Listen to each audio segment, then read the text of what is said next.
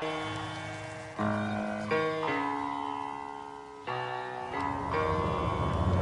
the right club. Be the right club today. Yes!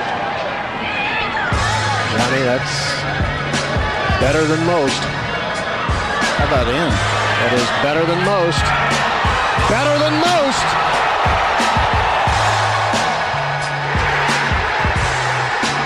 Expect anything different?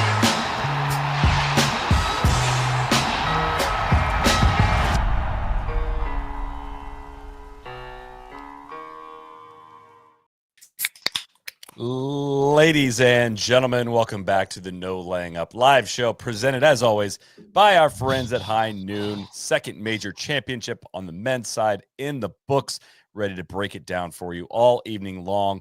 My guy DJ Pie, hello Pie Man. Greetings, guys. Major Sunday, always good to be with you on those. We don't get many of those a year, you know. Let's celebrate it. Going clockwise, Mr. Icarito Neil Schuster, calling in from Brooklyn. Hello, Neil. Gentlemen, happy to be here. I had a great time watching golf today. Lots to discuss, and I'm fired up to talk about it with the three of you. Mr. TC is, of course, here. Hello, TC. Hey, Solly. Just getting ready to do a big cleanse after the events of the last few days. Listen, guys, our friends at High Noon, they have brand new non-carbonated vodka iced tea flavors. The new vodka iced tea Lake Pack introduces two new exciting flavors, green tea and half and half. I had my hands on a few of these new flavors. TC came over and swiped them out of my fridge, unfortunately, alongside the classic original tea and peach flavors. I am going to the iced tea ones go down the smoothest. They're the best. Good. They're the best ones to start the shows with, if I may say. The green tea could not recommend the green tea and the half and half lemonade iced tea more. And the peach and the raspberries. I think I got a raspberry one somewhere in here tonight, but they're fantastic. The Lake Pack brings together real vodka and crisp iced tea, packed for the maximum flavor to bring wherever your day takes you. HighNoonSpirits.com to find a pack near you. High Noon, sun's up. And guys, every week, every round on the PGA Tour, LPGA, and around the world at the game's biggest professional and amateur championships, in the game's absolute biggest moments, and on Sunday at Quail Hollow, the overwhelming majority of the world's best put their trust in the number one ball in golf.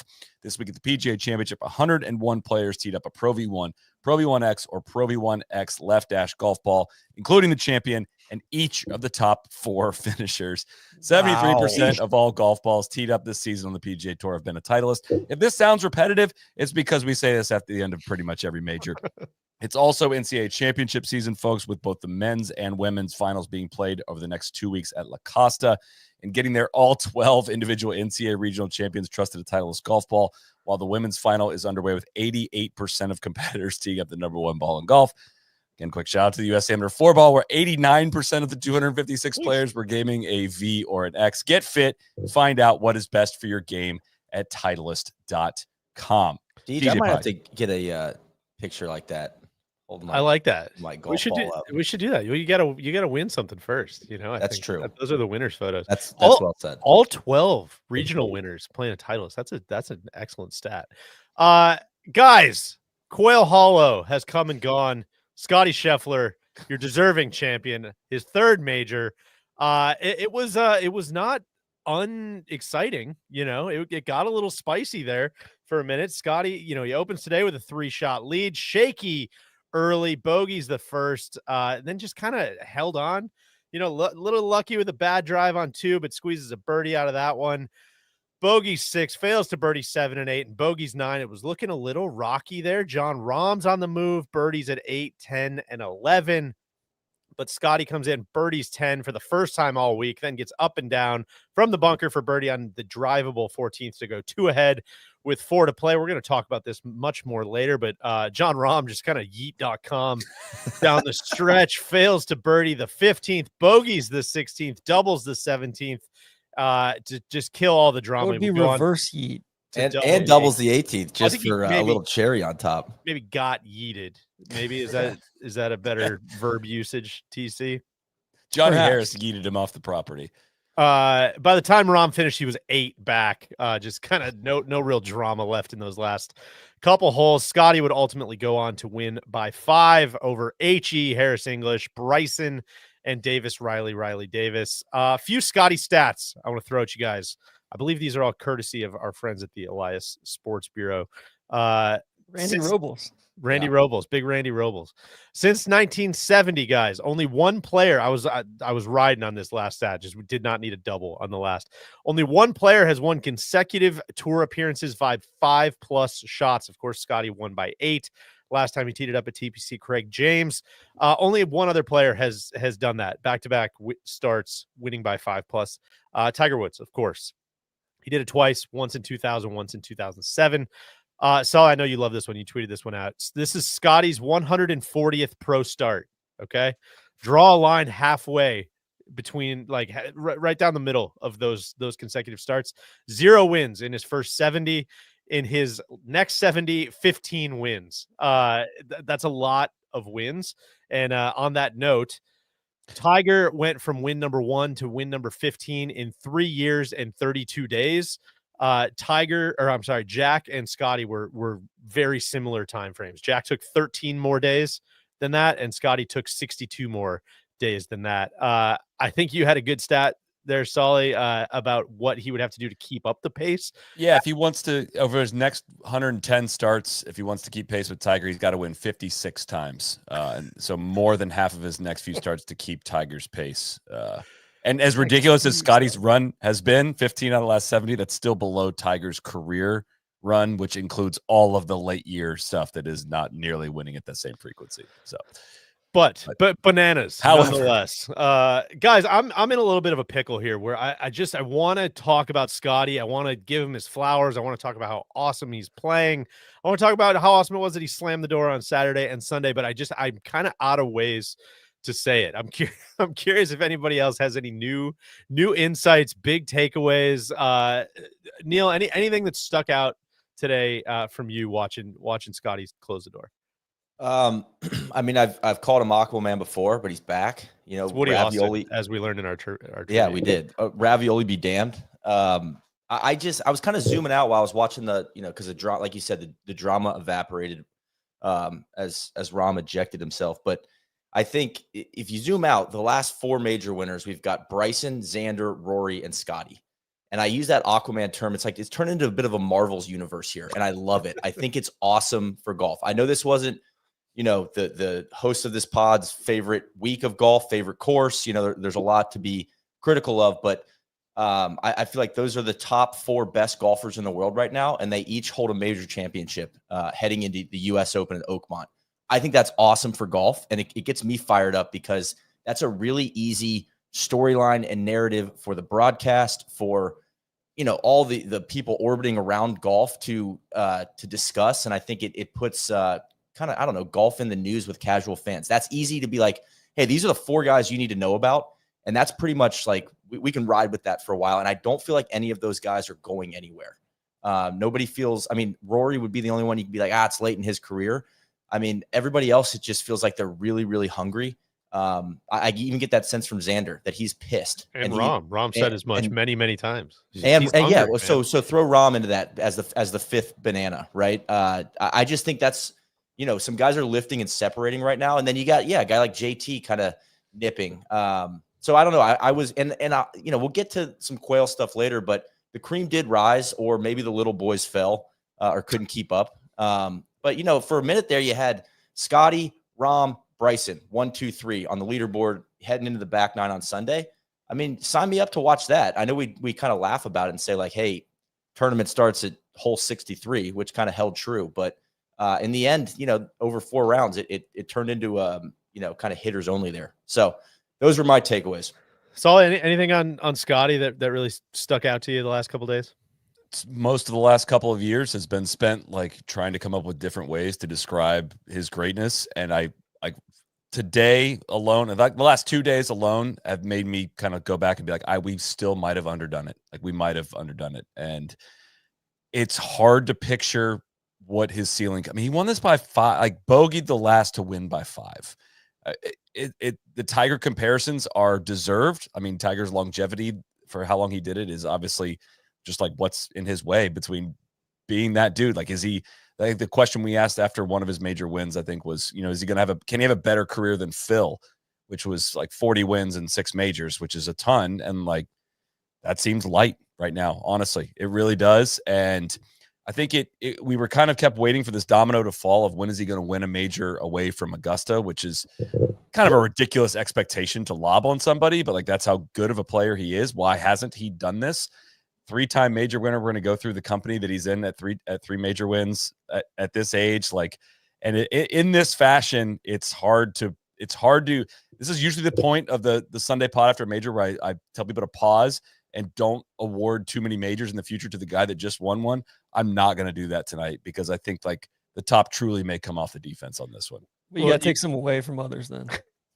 Well, In the moment. You've handed out way too many. You got to take some away from I'm others. happy to do that tonight. Yeah. TC, I want to say.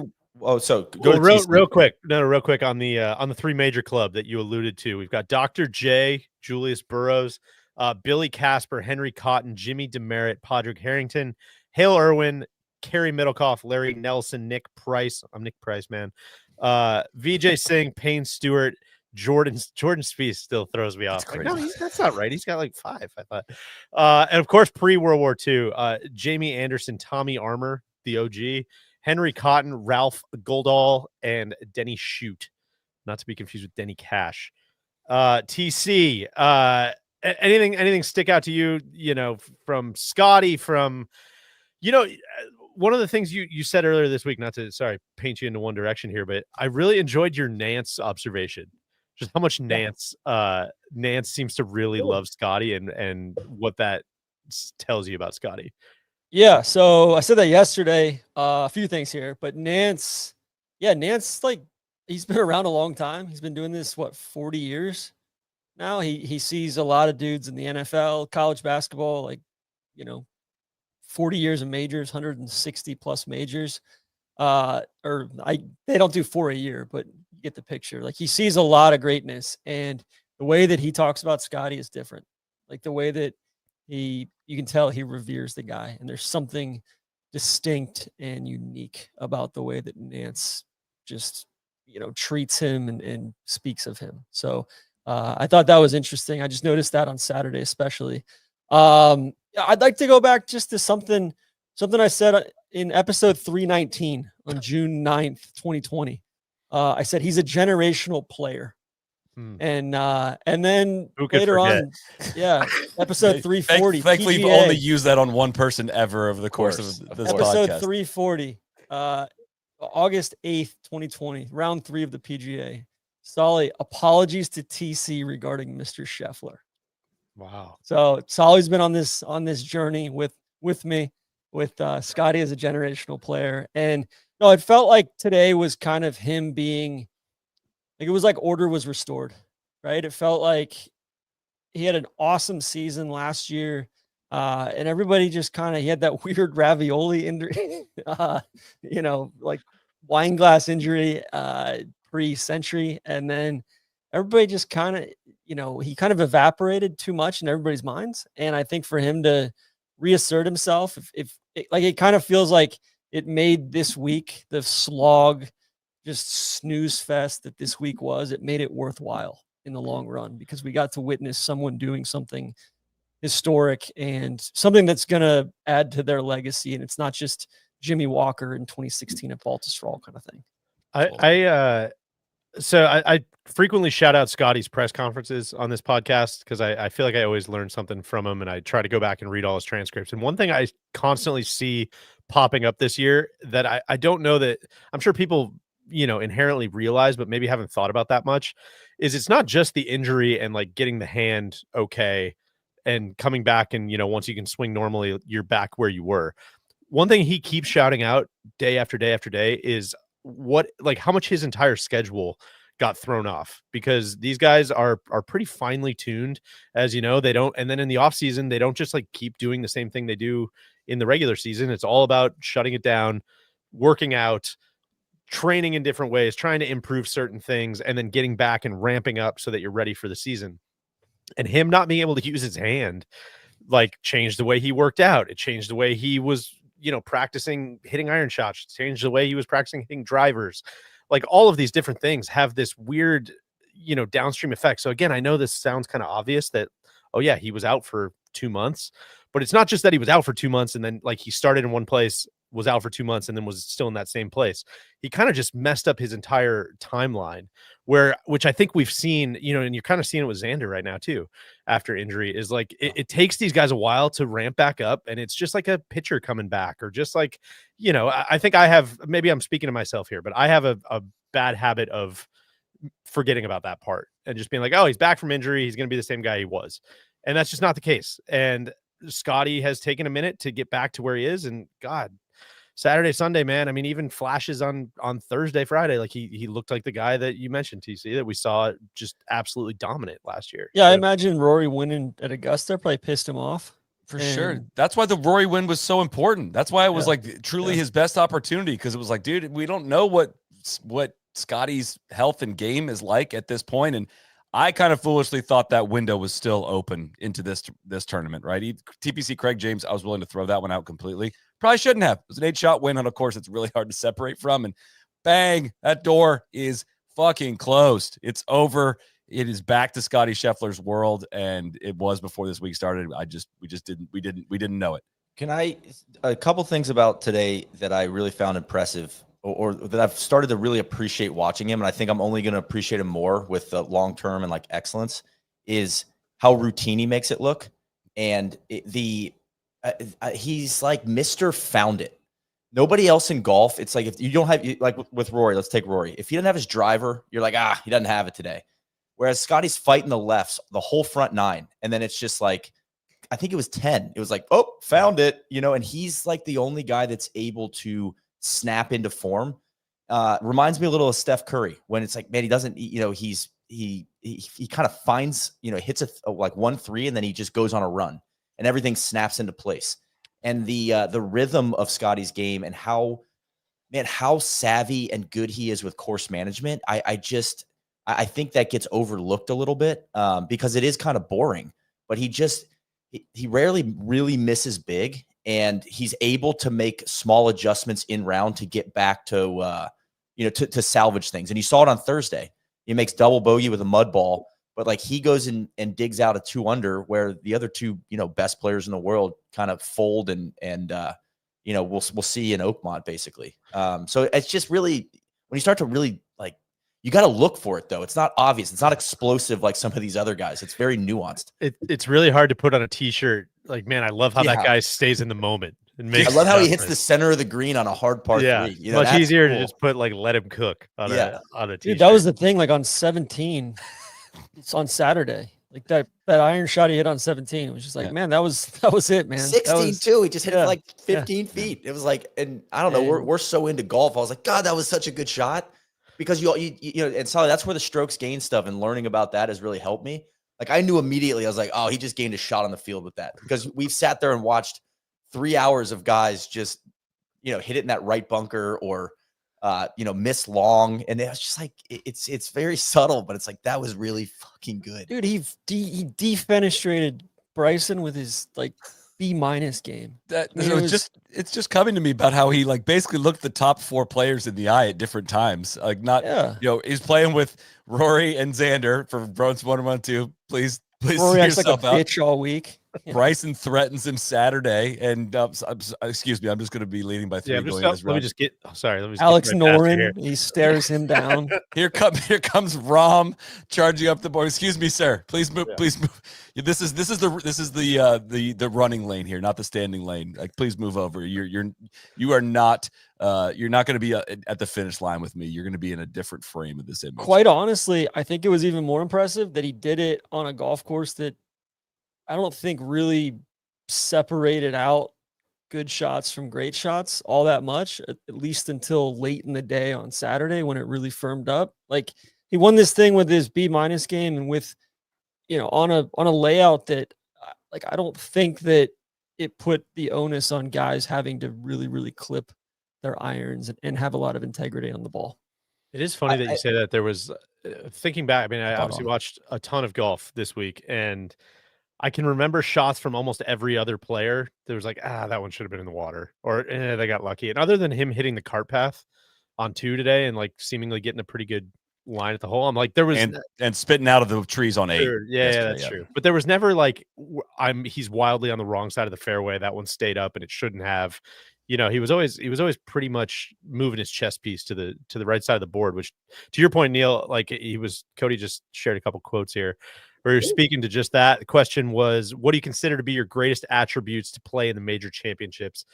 And he said, I always try to lean as much as I can on my mind. I think that's probably my greatest strength.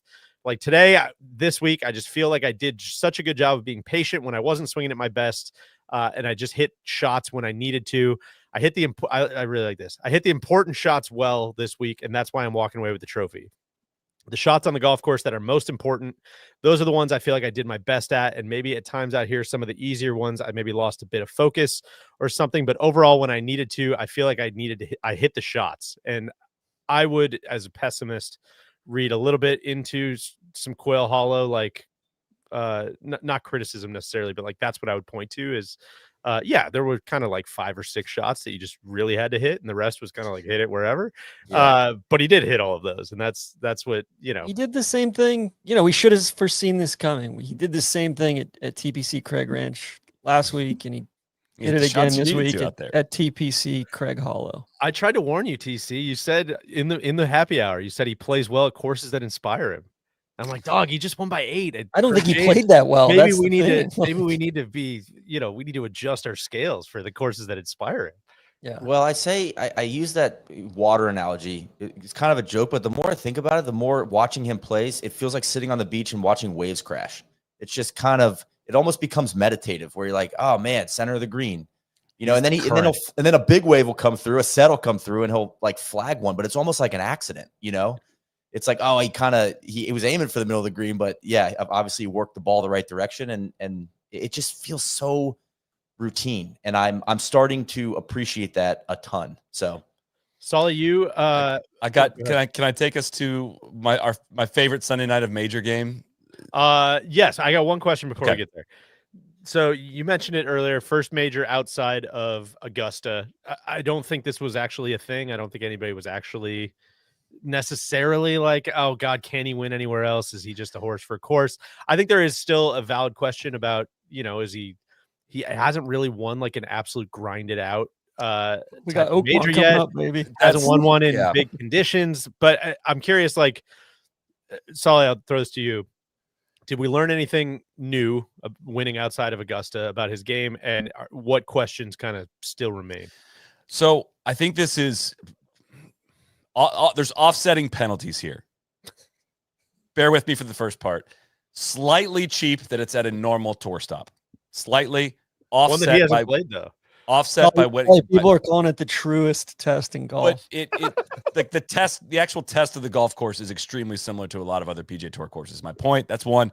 Offset by he won by fucking 5 and could have probably won by 6 if he wanted to. So I think he was winning on any golf course in the world this week. I think that was the question though coming in, is like there's a couple tournaments a year that are supposedly different than the normal tour stops that he's dominated, and Augusta's obviously not a normal tour stop, but it's a consistent stop, and it's one that's obviously tailor-made to his game in a place that he feels very comfortable and is probably going to rack up a lot of wins. But like going and playing, you know, can you go and play this style and win? Can you go and play this style and win? The question's definitely still out there for the Open Championship. Like, we have not seen him be the links master yet, and we have not seen him win a U.S. Open, and we haven't seen him win like a challenging PGA. I mean, people will look at on him being the only double-digit under par and say, what are you talking about?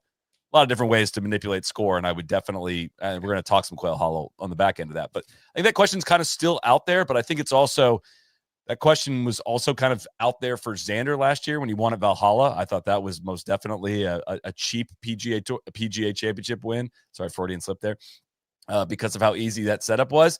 But like, he goes and turns around and wins the Open Championship and like really, really validates it and like gains some confidence from his first major championship. So I really do think it's a launching pad for Scottie to, if there was any doubt in his mind about, you know, going to some of these new venues and all of that. I know this wasn't it's kind of a new venue for him, not a new normal tour venue. So it's kind of I don't know. I'm waffling on that a little bit because it's kind of like a good half step. It has to be confidence inducing, and it makes me view him it does make me view him differently for Oakmont, because if he can separate from the field on the course like that, he can absolutely do that at a much more challenging golf course. The only reservation I have with my Scottie Scheffler stock, of which a lot I'm holding, you know, I read TC's newsletter, and, you know, I'm a fervent follower of his investments. The only thing that sucks is the Open Championship being his like worst, quote unquote, worst major. You know, he's got 2 top 10s in the Open, and I just everything that you just got done saying, Neil, like he just rolls with it, man. He stays so locked in. He always hits the proper shot. I'm like, how have we not married those two things up yet, man? Like, well, he also has a seems like it should temper. work. Weirdly, when he, you know, when it's almost like he gets to a point and then he freaks out a little bit. But he seems like he solved his putting issues. He's stuck with the claw, which is honestly a little surprising to me. I mean, he just kind of busted that out down in the Bahamas late last year, and it was like, oh, okay, we're just going to change our putting stroke after we had like a historically good PGA Tour, you know, a historically good golf season. And but he didn't seem shaky with the flat stick much this week. I do think the one, if he's got an Achilles heel, it seems like it's reading greens. It's not so much the stroke; it's reading greens. Like, well, I give him credit because Ted Scott used to read a lot of putts for him, and he's kind of it feels like he's going it alone the last year or so, and I think that's, you know, he's not getting stuck in between reads. So he gets a lot of worm cams that we've got a Las Vegas video coming out where Neil has a lot of similar worm cams. Sure. Like, huh. Oh. Whoa. that way. It went that way. Whoa. Wait, if the hole's there. Yeah, no, the hole's there. That's okay. Interesting. Just hey, quickly that's an unnecessary drive-by. No, that okay? was a tease. That was a tease. I'm working on some things myself. I never put myself in Scotty's class. perfect. Okay? Wait, the Bank Nobody's of America perfect. headquarters is over there. I thought everybody told me that everything breaks to the Truist building in Bank of America headquarters. Just quick numbers on Scotty for the week: 8th in strokes gained off the tee, 8th in ball striking, and officially, Neil, no nipple nache, chipped his titties off, 5th in strokes gained. Which around is, the greens. again, it is a conundrum to me too, Deej, about the Open and conditions. I mean, maybe his mud ball quote is a little bit of insight into that, where he's like so dialed. Honestly, it's not that he's out on the range using a track, man. He's very feel based, you know, in how he warms up, and he doesn't seem super data driven. It's all about it seems like it's all about his grip, you know, before he addresses the ball. But it's almost like when you introduce those variables, maybe that's I don't know, messes with him a little bit. I don't know, and that's why I'm trying to work it out in real time. I think it's a matter of time. He's played 4 of them. Half of them he's been in the top 10. He hasn't really been a factor in compete. I think I'd be stunned if he was not involved in Portrush. Yeah, I'll tell you, I think Portrush is a fine fit for him, but I think Birkdale next year is like, that's his shit.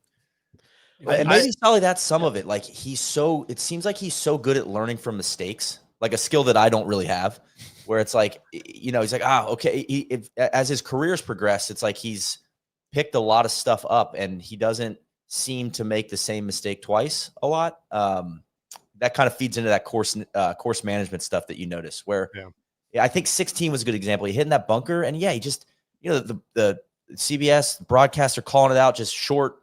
I mean, he kind of does exactly what all the people sitting in the tower and, you know, who have the privilege of just being like, oh, this is what he should do. And then he just does it.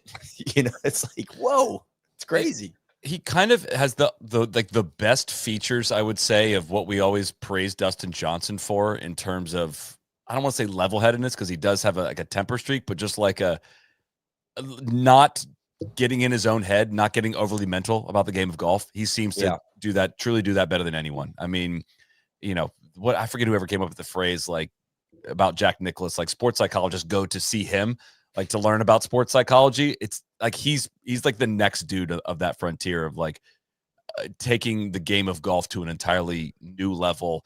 I'd say without like the physical traits that Tiger had, physical ability to hit the ball, like it I don't know. There's something truly admirable about the way he approaches the mental side of the game. It is. And that's where the only counterpoint or counterweight I'm going to throw is like conditions. And I keep going back to Pinehurst, and maybe that was just a weird week, but he seemed just totally flummoxed by, you missed it, you know, you hit it off the fairway and it's like a total draw. What the hell is this?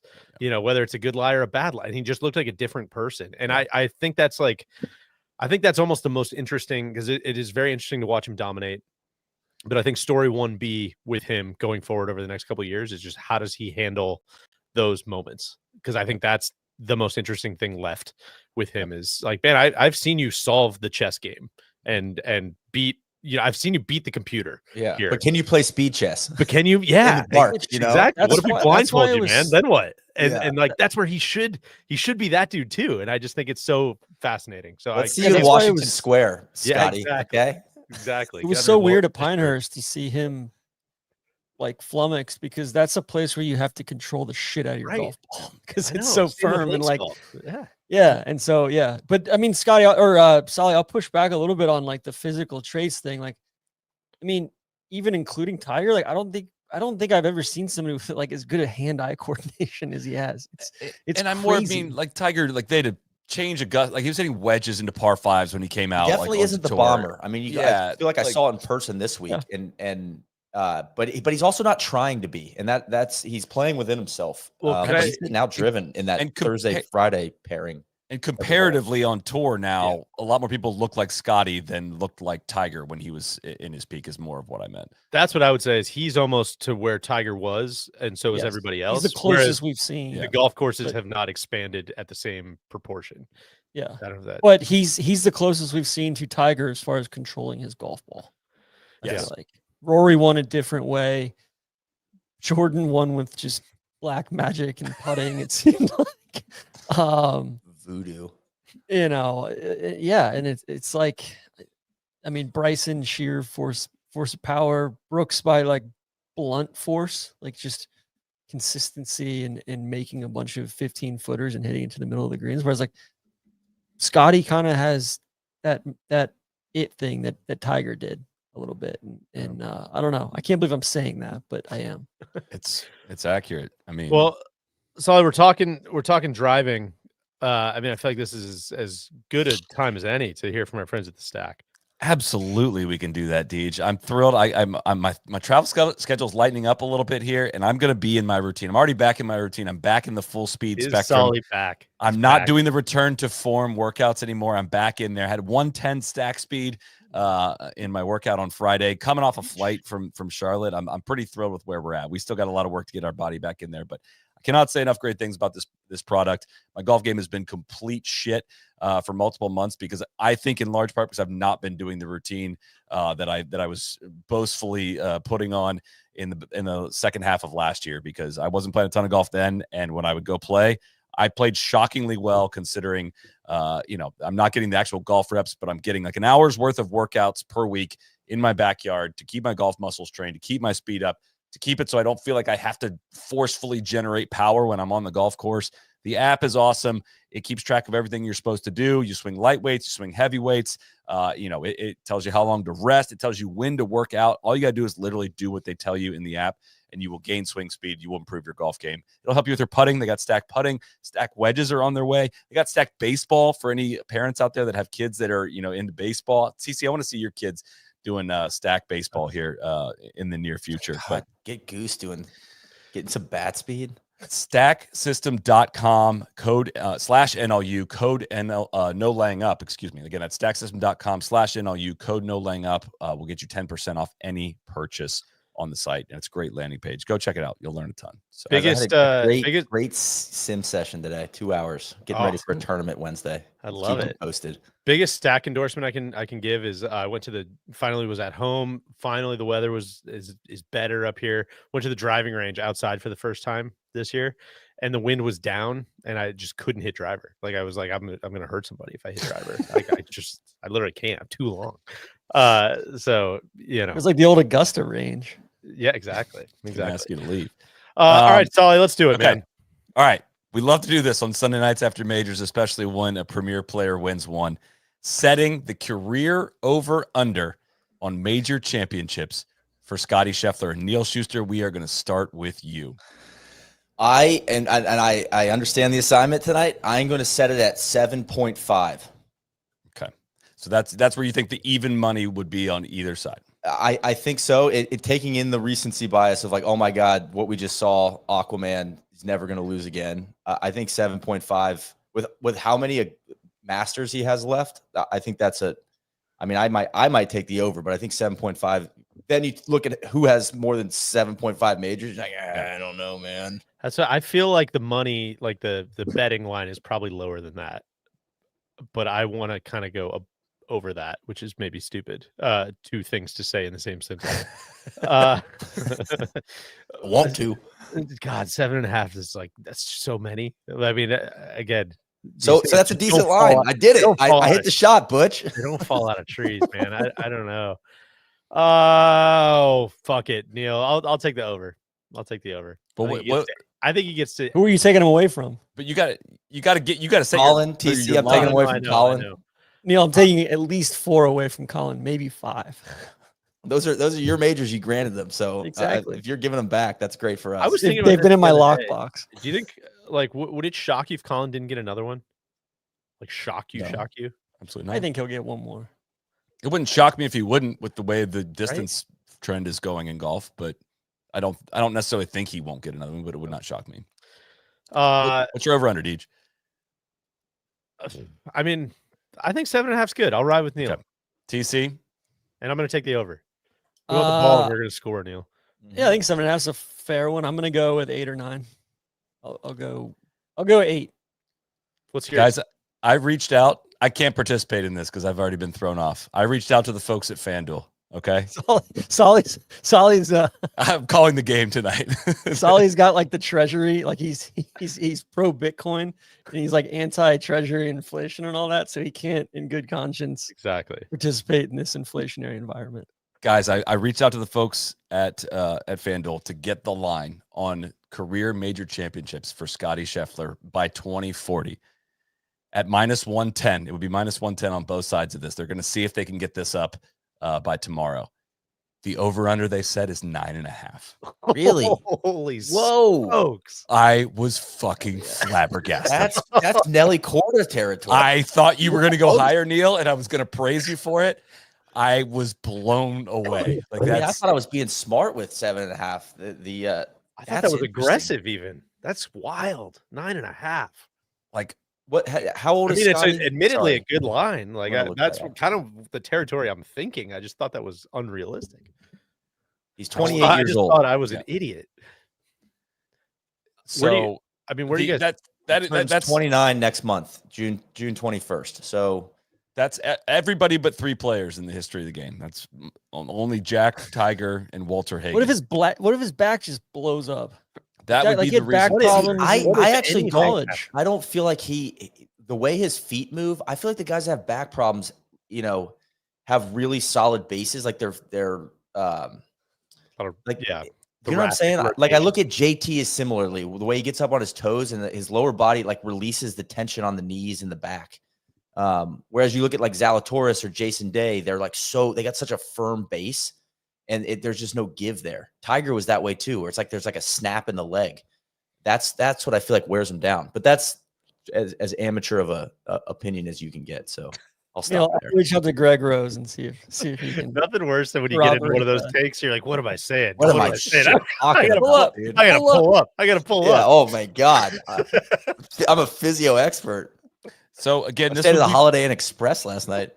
This would be more than Hogan, Player, Watson, who all won their majors in a period that was not this deep in professional golf. Hogan not got even Plumbers and remotely firemen. close. hit by that bus though, which I think That was unfortunate, damaging to his chances. So I mean, God, I was gonna say 8 as well. TC. That's why I put the number at 7.5. God, is everybody gonna go under? That doesn't feel fun. I would have probably gone under 7.5, but now it's 9.5. I'm like, all right, it must be over. Like that's fucking insane. Well, I look at But Scottie everybody as just put Rory at like 11 after he won the Masters. No, I don't think I did. I feel like I feel like 8 or 9 for Rory is still in the ballpark, but double digits for Rory. He's older, man. Like there's just not that much time left. I feel like Scottie. I look at him. Scottie might. I think as my amateur physio take, Daniel Monte situation. I don't feel like he's like his swing is prone to like a golf injury. He doesn't seem to have a lot else he wants to do like off the course. He like wants to watch The Office. He seems pretty happy and content. Like. Just hanging out at home. Like he seems like a pretty simple guy. Like that all bodes well for like he's not going to be in the Killhouse like doing Navy SEAL exercises. Like there's no. I don't think he's going to get bored with golf. I guess. So it feels 10 plus feels doable. That it just looks. It's an entirely different lens to view like his career through. Like honestly, that got me super hyped when I saw that. I was like, holy shit! So he would need. We're going to do this. 2 more. Basically, he would need to win an average of 1.5 majors more for the next like what 6 years? Well, it depends on the timeline you're talking about. By 2040, so he's got 2040. 15 years to win 7 more to go over that. So one every 2 years of the next 15 years. Which, when you say it like that, it doesn't sound like that much, but there's a reason. Like, what if he people have done keeps it. cooking? That might be his biggest thing, right? Here, I answer this right now. Does Scottie win another major this year? Oakmont, Royal Portrush. I don't think so. To DJ's point earlier, I don't think that I don't think he solved those riddles yet. I don't feel like they set up that well for him. But I also picked him not to win this week, so yeah, I'm a moron. I'm caught up. I think Oakmont.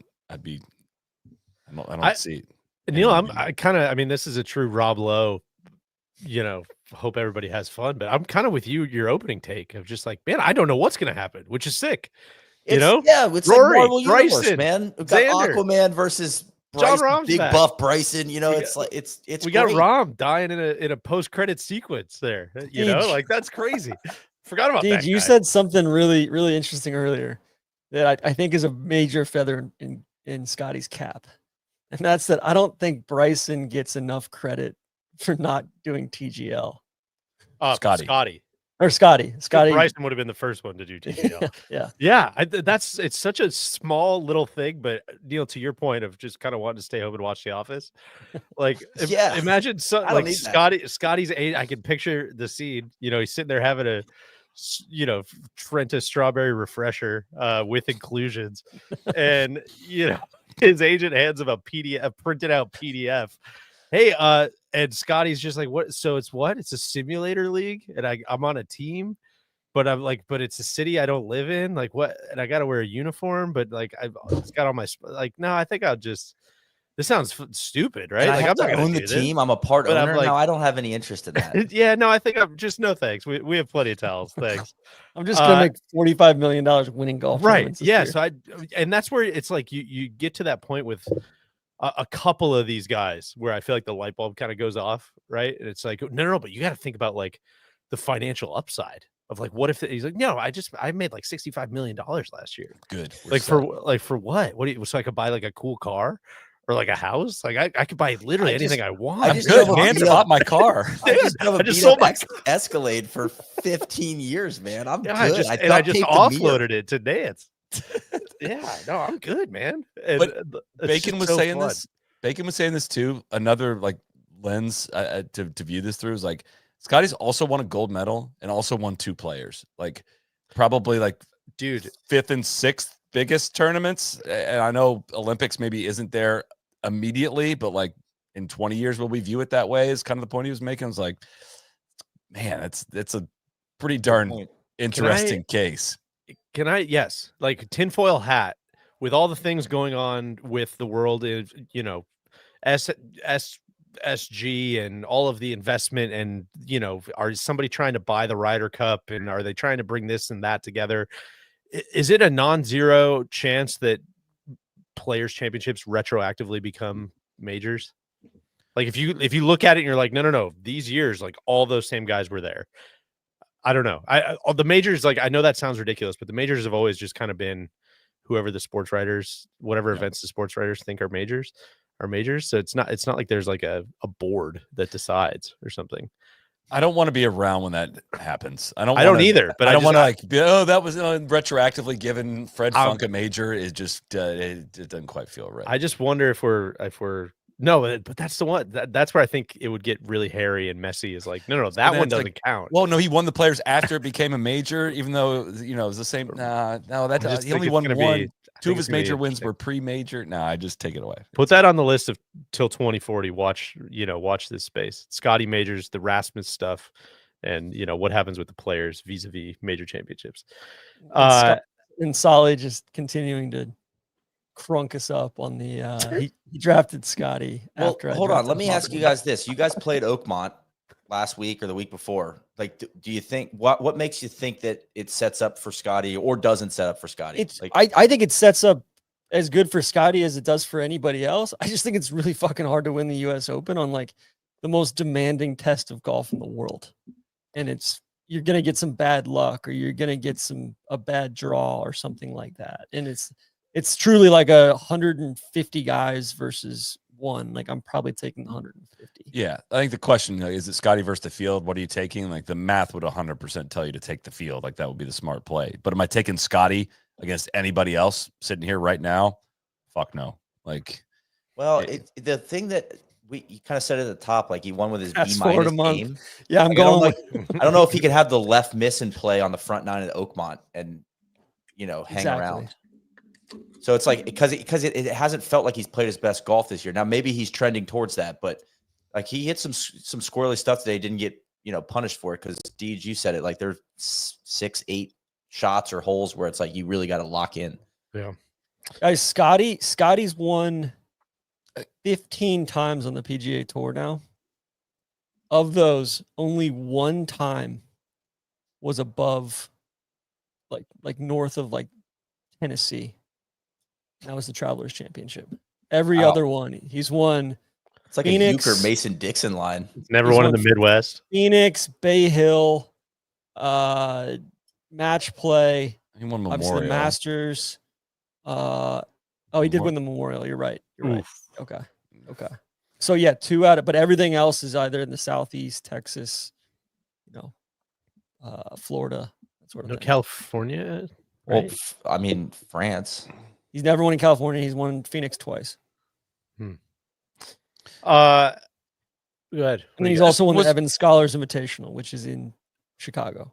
So what I was like, where I come back, what makes this super impressive is watched so much freaking golf this week. And we don't need to do the full Quail thing right now, but he like is almost like giving some of his advantage back by the fact that there's so many safe places around these greens, by the fact that the bunkers are not true hazards at all. He was probably in some of the one of the fewest amount of greenside bunkers. Yeah. Like, and all of those are going to be bigger penalties at Oakmont. So like he's going to do, like, talk about chipping away at gaining an advantage on the field. Like that should chip away at a better rate because he's just going to hit better shots more frequently than the rest of them. And when he does, like the other guys do miss, they're going to be punished more severely than they were at Quail Hollow. And he won by 5. Like that's the game theory playing out. Of course, golf's a crazy game. Anything can happen. You can get hot, you can get cold. Officer Gillis could come through. Exactly. The ravioli could strike again. There's some great Italian, as TC and I experienced in Philly or in Pittsburgh. But like on paper, like it should set up better for him than Quail Hollow even did. Again, he was 8th strokes gained off the tee, and with his like C+ driving game this week, seemingly.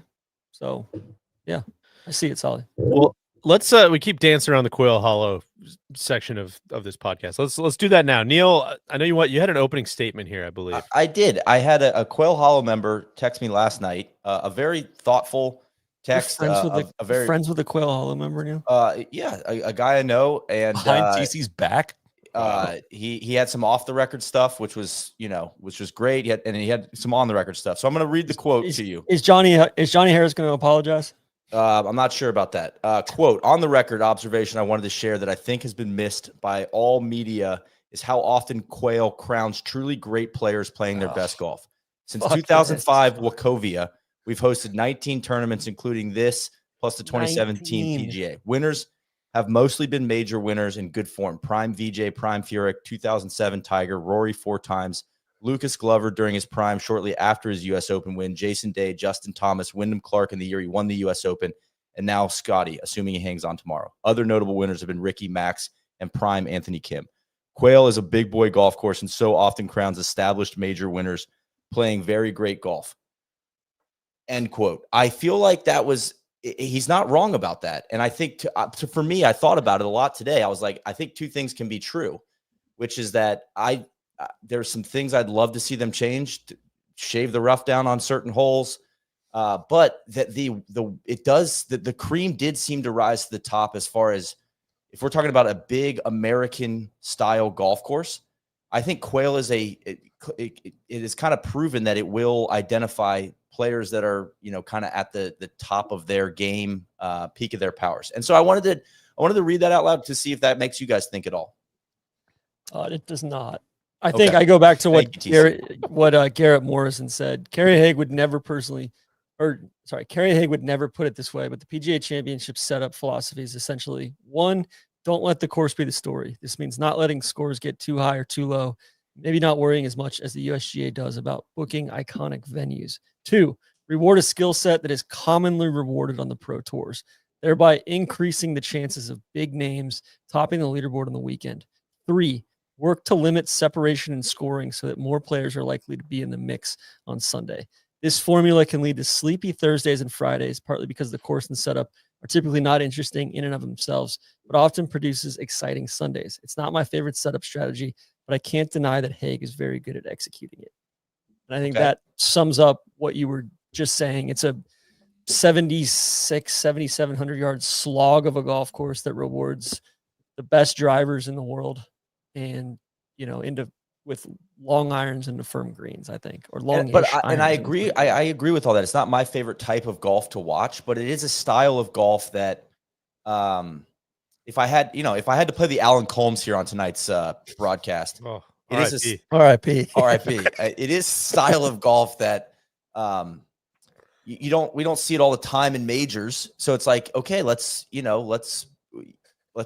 it, right? Like, how dare you make us all see it in one of the 4 majors a lot. Would be my pushback there.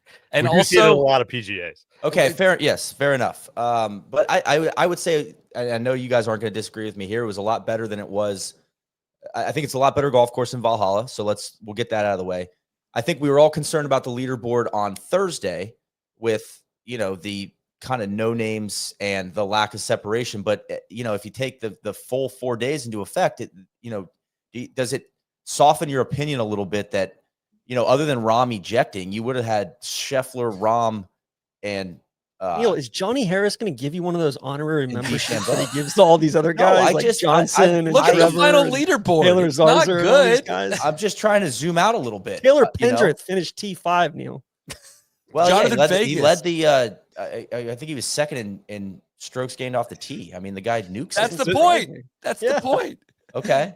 I'm just trying to. Does the name Derek Ernst mean anything to you, Neil? Literally, you put the best players in the world on any golf course. Like the leaderboard is has better chance of looking better than this. Like this is a below average leaderboard for putting the top 100 players on any golf course, on any one. Watching Scottie separate on the last 5 holes though, and hit the shots into 16, 17, and 18. Like clearly, all the other said it yesterday. They should struggled with the course, except they should just play 14 through 18 over and over and over again. Why don't we just do that? We did at the Horrible Horseshoe? That should be the whole golf course. Like, take the front 9 away. I'm all on board. I walked that front 9 twice this week, and it's boring. I totally agree. It's like, another 490 yard par 4. But I'm just saying some of those shots down the stretch are really like they really identified like, whoa, this is the best golfer this week. And even guys that were like playing really well, they train wrecked. Why are we laughing? You got me with that Green Mile call. It seems to be, Neil, that like I don't know what golf course. I can't name a golf course that you just described where that's like those things don't happen, right? Like, there's Torrey Pines East. I mean, forget the TPC River Bend at the Travelers. No offense to anyone, but like they go and birdie the 18th hole every major there. Yeah. What'd you say? They're not hosting a major there. That's like one of the shortest golf courses on tour. Well, I'm saying when you talk, you guys are comparing it to a regular PGA Tour stop, and I guess what I'm trying to say is it is a regular PGA Tour stop. But I'm saying I feel like it is I would say overexposure is my biggest issue, and the short grass stuff, Solly, I 100% agree with you. And that's all set up. So I'm almost talking about the actual course. Like I think you could make changes to the setup, and it could be a lot more interesting, I guess, is maybe the point I'm trying to make. I think we all agree there. They could shave so much of that rough down and create interesting runoff areas and like get the ball running away on the wrong angle. And like, that would be fascinating, right? I thought the setup at the President's Cup at Quail Hollow was really good. Like really interesting pins. And there were some really good pins this week. There was some good stuff. Like there's some good features that come alive rarely, unfortunately. Like 12 is by far the best green on the golf course. Like it was super interesting to watch approach shots into that green. Just like that concept does not flow through to the rest of it. I'll tell you this, one of the most damning things I can say, like one of the biggest shots, one of the most important shots, we would say, was Scottie off of 14T today, and he hits a fairway wood, and it's missing right of the green, and he bends down to pick up his tee, and he just goes right in the greenside bunker. Like one of the most important shots is just hit it right at the green. And just dump it. It's going to funnel into this bunker and chase. And it's going to be, and also the sides of the bunkers are purposefully groomed and shaved so balls don't stay up on it. So bad lies don't happen. So all the balls funnel to the bottom, and you're going to have a very straightforward bunker shot to get up and down to like be the deciding like shot of the tournament. That's where I agree with all that. So that's not going to happen at Oakmont. And like, listen, Sure. This is what I've said all week is like, not everybody has to care about this stuff. Like the majority of fans watching on TV just look at the scoreboard and look at the birdie putts, and like that's their entertainment. I get that, but like I can confidently say, TC, I'm sure you'll agree with me on this. Like the best hole at Quail Hollow is not better than the worst hole at Oakmont in terms of like the fear it strikes in the player, what it's actually testing, and like the strategy elements that are going to unplay on this. And it's like you're when your ball goes offline at Oakmont, you're going to be watching to see where it ends up, and you're going to pay a much steeper price. That to me is way more entertaining Thursday through the front nine Sunday. Like, yeah, you get to the back nine of any major, and it's kind of the same excitement level. But like the path to getting there is very, very different. Like Torrey Pines, I'd say definitely Valhalla. I'd say Quail Hollow. Like people always say, you guys bitch about every golf course. Like there's literally it's like 5 in the last 10 years that have been bad major venues. Like, and they not literally, if you lay them all out on a timeline from the last 10 years, like there has to be some that are below average and some that are above average. And Quail Hollow is very clearly below average, if you ask me, for a lot of the reasons we've documented this week. It's crazy to me that like when somebody says, oh yeah, but the conditioning in that place is great, or the locker room is sick. Like that's stuff that like I don't give a shit about. And we're having a mid-May major in the Southeast. It shouldn't be being played on overseeded ride. It slows the ball down too. It's just like the PGA of America, like just choose better fucking golf courses. And like it's all week they prove themselves to be an inherently unserious organization that's absolutely rudderless with like really, really bad leadership right now from it just across the board, all sorts. It started with that press conference earlier this week with your boy Don Ree. Pastor Don. I don't disagree with you guys at all. I kind of am playing the Alan Combs because I almost suspended my frustration with the golf course, and I just really enjoyed watching the golf today. And I think I really enjoyed watching the back nine, I guess is what it came down to. And I think you guys are very valid in saying, well, that's not good enough to host for a major. You know, like that's kind of what you're going to get week to week on the PGA Tour. But I don't want to get hyperbolic about Quail being just an all-out bad golf course. I almost think it could be. You said all week it's not a bad golf. No, I know. Yeah. So I'm almost trying to reiterate doesn't meet that the a little bar bit. for a major in our Correct. opinion. But what that note that this member sent me, I just kind of reading through the winners, like there's a lot of PGA Tour stops where those people aren't rewarded year in, year out. You know what I mean? You do get like rogue winners. And I think it's worth shouting out that Quail, like as a PGA Tour stop year to year and as a major venue, it does kind of, like the cream does rise. So I guess my problem with that, with the cream rising, is kind of this trend in golf of lengthening golf courses and playing to bombers' hands and considering that to be the cream, right? Okay. Because like that, there's way more weeks of PGA Tour golf than there are major championship golf. So like somebody who's really good at driving is going to end up becoming a more recognizable name. And part of it, again, this is where you like start unpacking the technology stuff. We can get down a like really, you want to talk about a closed shop? That's a closed shop that you're talking about, Sal. Yeah, a huge wormhole of like, are the right skills being rewarded? Blah blah blah blah. And like the worse technology gets, the fewer golf courses exist that like fit in this range of what I would personally. I think TC and I are very similar in terms of the golf courses we'd like to see guys play on and where the shots become the most interesting, right? Like, I just comparable's sake, like the PGA. This kind of is what the PGA is at this point. Like there's not a lot of great PGA setups I can point back to that are like, that's my guy. That's what I wanted. I go back to Kiowa. Like that was a fun one. Like a lot of elements in that one, still kind of a little bit too much rough in there. But like compare this to like Shinnecock Hills and compare this to, I mean, almost any of the U.S. Open courses that aren't Torrey Pines. And it's very clear that the venues the PGA of America are selecting are inferior than the other organization that hosts a rotating major in the U.S. And I get that they're different championships. I'm just saying, in my opinion, I don't like the way the PGA has trended in recent years. This was the toughest stretch. It gets a lot better after this one. I think I have the venues, the future venues, if you don't have in front of you. We're going to Aronimink, Frisco, Olympic, the Sral, Congressional, Kiowa, Southern Hills, probably Oak Hill, and then Frisco again. That's a better stretch than this last two. Like, we can put Valhalla and Quail in the rear view. I don't think they're going back to those courses. I think they would admit defeat on this. And the current regime is kind of stuck going to this when it was decided before they got here.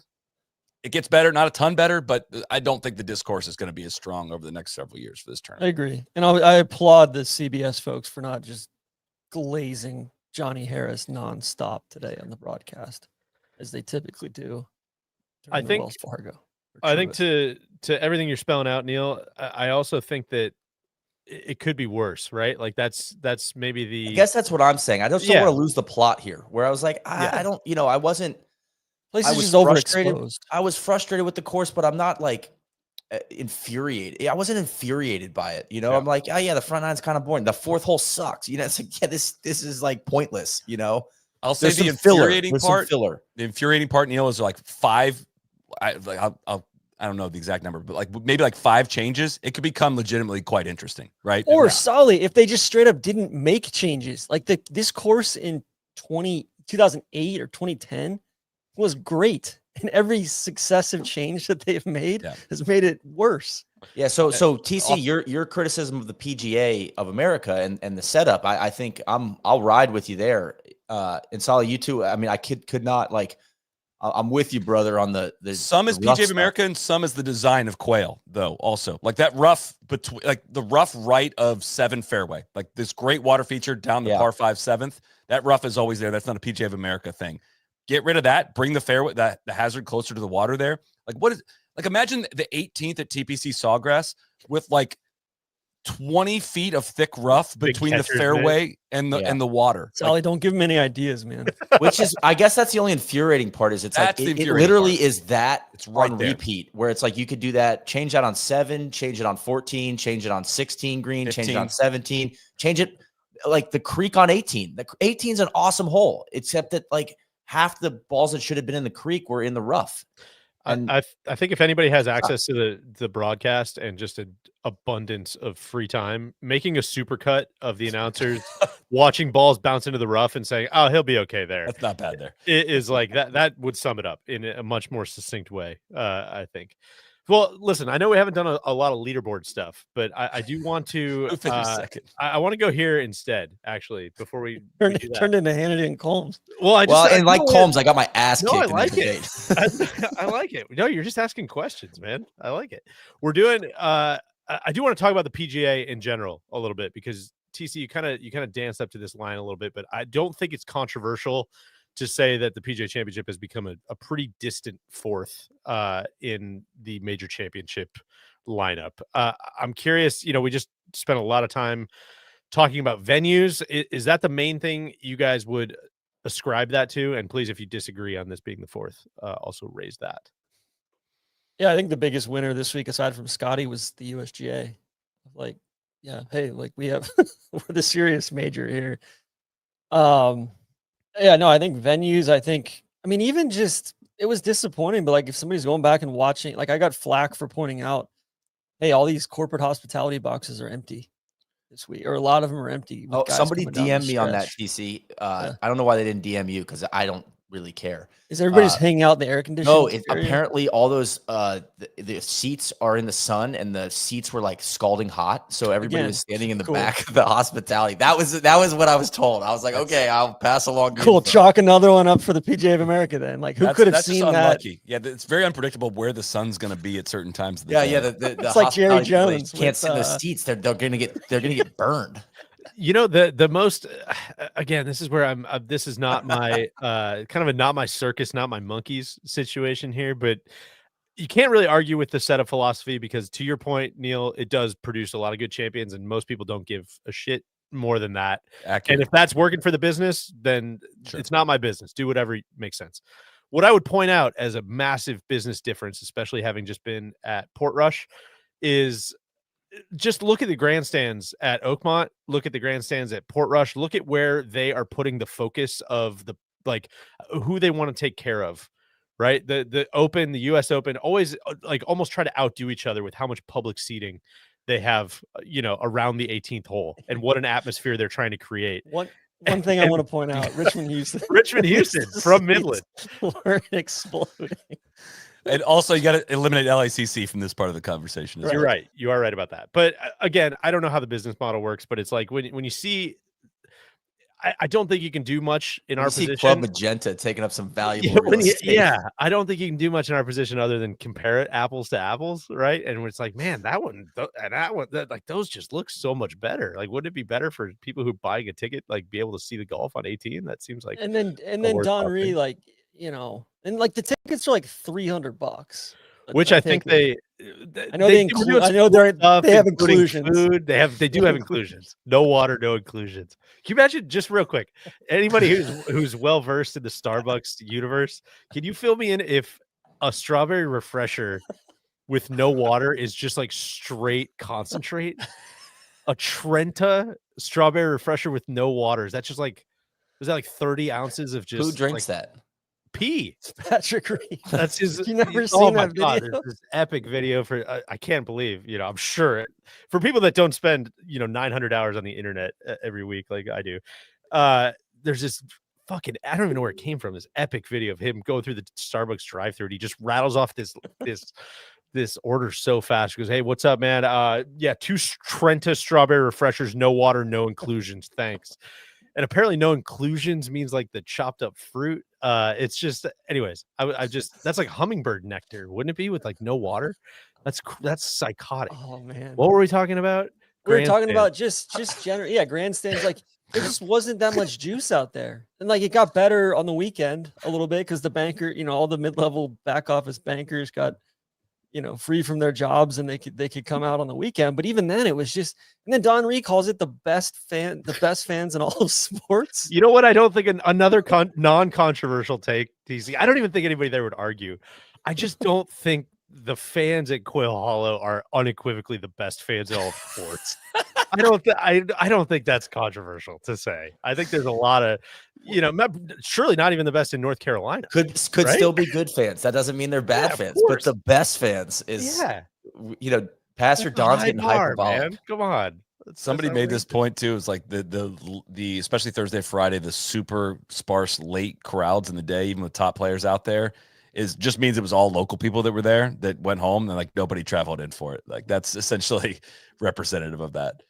Yeah, well, and it's just corporate. It's just all corporate, right? And like corporate interest, and I get that that's important, but I've had so many people in Charlotte, members of the club, just people that were riding for Charlotte, be like, "Well, we have so much corporate support, though." I'm like, I don't give a shit. Like that's not what gets me excited about. Like, oh my god, we spent, we signed up so many of these Fortune 1000 companies for large hospitality boxes or for to support the 31,000. And it's like, no, I don't care. I just like, is the golf tournament good? And was it loud and like knowledgeable fans there, I'm not trying to huck them, but has anybody checked on the 31,000 in a while? Because everyone that I have is like, doesn't seem to be like doing great. Yeah. It seems like maybe that's a tough job. And it just seems like there's a disconnect there. Well, Don went on TV too on Saturday and referred to him as the 30,000. So I don't know if like they axed 1,000 of them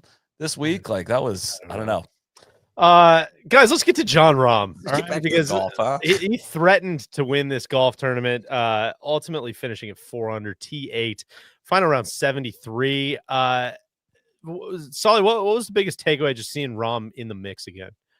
It was great to see Rahm like gas pedal down, full force, and the feeling of like, oh, that's right. He is like one of the best players in the world. Like we only get to see it 4 times a year now, and we didn't get to see it last year at all. He was not competitive in majors, and like to get to see the full force and like the very real threat. I was like, oh my God, he is going to run. He already ran down Scottie. Like at one point he got, I think the odds never flipped. Like it never got more than 50% that he was going to win. But at 4:57 p.m. when he tied first place, he got to 39% win probability with Scottie dipping all the way to 50. and it quickly reversed from that. I mean, it was honestly pretty disappointing for him to not the putts that he hit on 14 and 15. If that had happened to somebody like Rory, we would have spent the first 30 minutes of this podcast railing on him for the effort that was given on those 2 putts. And then the explosion that happened on the Green Mile was just, we're probably giving Rahm a pretty great pass waiting an hour 10 into discussing how that one finished up. But finishing double animal style was tough. To your point, Neil, like there you go. Those are the shots that of consequence on the golf course, right? I mean, 16, he that's what I mean. Like you're watching big name players just blow it. And Bryson did the same thing on 17 on Saturday. So that's where I guess where I was coming from with Quail is like, man, I saw some places where a guy separated, or where you saw a guy like Noren on Saturday step up, and it's like, wow, that's like a real test, I guess, is what I would call it. And I would say I don't think the beef is with the last 5 holes at Quail. Yeah, and so then we can find community on that. Even the haters, I think we all say like there's some demanding golf shots in the final 5 holes and 12, I would say as well. 13 is kind of. I do. Speaking of 13, I do want to go to the moment where it kind of flipped for Rahm. I'm going to throw it to Neil, but this is going to be, I believe, our Yeti coldest moment of the week. Thank you to our friends at Yeti serving up this week's coldest moment. They're halfway through 5 drops to get you ready for the summer. Check out the Coast to Coast collection featuring plenty of red, white, and blue, or the Hundo Beach chair. Oh my God. You guys have one of these? Yeah. I had 2 in my garage sitting. Watch. They're fantastic. Be sure to check out the full product line at yeti.com. Neil, what do you got? Well, we were taking submissions for the coldest moment of the week, and I piped up immediately. It was the putt on it was on 13. Yeah. And I just want to shout out CBS and ESPN. I thought of the entire week, I thought it was a fantastic broadcast. And today was awesome. I really enjoyed watching it. I thought it flowed really well. And this worm cam of this putt, sometimes they go to this angle and they don't get rewarded for it. Where like a guy just, it's like, damn, he didn't even sniff the hole, which I guess is still that's great. Also, this putt was tracking. It was in. I mean, I've never seen a better putt, and I cannot believe his foot in the very tip top right of the screen where he was starting to walk it in. I went back to get this screenshot because it just stuck with me. I was like, how did that not go in? And that was right then. That doesn't go in, and he didn't react. Sometimes Rahm freaks out. He had like kind of a small reaction to it, but everything, he had so much momentum. He had made a putt on the previous hole to tie the lead, and or maybe 2 holes before, I can't remember. But this putt not dropping, just kind of, that was it. It iced all of his momentum, and he just like ejected after this. And this ball was halfway in, and it was, God, I can't believe that this didn't go in. And I was kind of bummed because I thought we were going to get a duel down the stretch. But this is my coldest moment of the week. Rahm's putt, birdie putt on 13 at Quail Hollow. Well, again, shout out to our friends at Yeti. This week's coldest moment. I cannot shout out that Hondo Beach chair enough. If you're a tailgater, if you're tailgating adjacent, that's it. DJ Youth Sports, man. Youth Sports. I will, you know how comfortable I am during Youth Sports. I will echo. So I think I saw a post from you earlier today shouting out ESPN, and Van Pelt, always a pro. I just think like they show up like once or twice a year to do golf, and like just really good. And then the smooth transition over to CBS. I feel like CBS is running on all cylinders right now. So I know we rail on golf broadcasts. We've made a career of it. I just want to, again, shout them out for what I thought was an awesome day of golf watching from home. This is the only cold water I want. I mean, legitimately, I went back and looked at like the Twitter timeline from 2021 when like Brooks and Phil were dueling, and people were fucking furious about the commercials. Like every reply was just about the commercials. Like they just bombarded us, and they tried to ruin one of the great duels of our time. And like I felt none of that this weekend, like especially Saturday. It was the way they're ridiculously doing good. that face on shot on the tee with the roving drone tracer. So good. They've gotten so good at then they snap right when the ball lands. They snap to the shot of it hitting the fairway. It's like syncing up 3 cameramen to do that. And they probably did it 25 times today. I mean, it's just really, really good TV. when you get to see the ball from the blimp or the drone or whatever they're using up in the air. I just think it's like it was really, really engaging to watch. Just high level shit. Yeah. Back to Scott to Rahm. I feel like the Rahm Scottie rivalry was a bit underrated and kind of in a budding phase before Rahm went and left for Live. Like these guys played each other in singles at Whistling Straits, had a rematch again at Rome. They traded the green jacket back and forth twice with each other. Like they were the number 1 and number 2 players in the world there for a considerable period of time. Like it was just really refreshing to see them tied at the top of the leaderboard at a certain point today and going to head in a major championship. It did not last very long, but that was a frustrating moment in one that we don't get to see Rahm a lot more often, but two, like thankfully first time in the year and a half since he's gone to Live, like we did get a Scottie versus Rahm showdown of some kind. Granted, Scottie wiped the floor with him, but good to see. I was more bummed on Rahm front. I was more bummed that the bunker shots on 14 and 15 were like really poor. Yeah, that was more of leaving himself on the wrong side of the hole and just really hard putts. Yeah. He wasn't in the bunker on 15, right? He was just whatever the short game stuff. Yeah, it he blew his putt way by on 15. It was tough. Elsewhere on the leaderboard, we had Harris English finishing T2, his first major top 10 that wasn't a U.S. Open. Just a fun little stat. Three major top 10s, all of them at U.S. Opens. So first one for him away from the U.S. Open. He had an interesting press conference or spent some time with Amanda afterwards. And he was like, yeah, I was reading. He didn't have to do that, Neil. He did not have to do that. He was very gracious to do that. But he was like, yeah, my caddy was reading all my putts today. He never does that. But I was just struggling to read putts. And he's like, I don't know if I'll stick with it. I thought that was interesting. Again, kind of the shit I want to hear from players. Am I asking too much to have them just stop by and, drop a few jewels on me? Yeah, I don't know. We might get to that in a little bit here. TC, anything else you want to say on Harris? I know that's your guy. Oh, I just think he's like really, really good, and I think he has enough game to win a major championship at some point. Like he's that good, and if you talk to his peers, that he's just a great dude, but I think he absolutely flushes the ball and he can roll the rock, and it's premium iron player. So. I love me some Harris English. I'll ride with you there, TC. What would it take for you to call a finish a backdoor top 2 finish? Because I feel like this one might qualify. If this was Big Tone finishing T2, I don't think you would be. I mean, I feel like at one point, like DJ was like he made a joke about Davis Riley earlier. He's like, and Davis Riley makes bogey and falls from a tied for second to 63rd. Like it felt like half the field was tied for second at one point today. I don't know. I mean, on a day when what was the average today? Like, I can pull that for you. I can get that for you.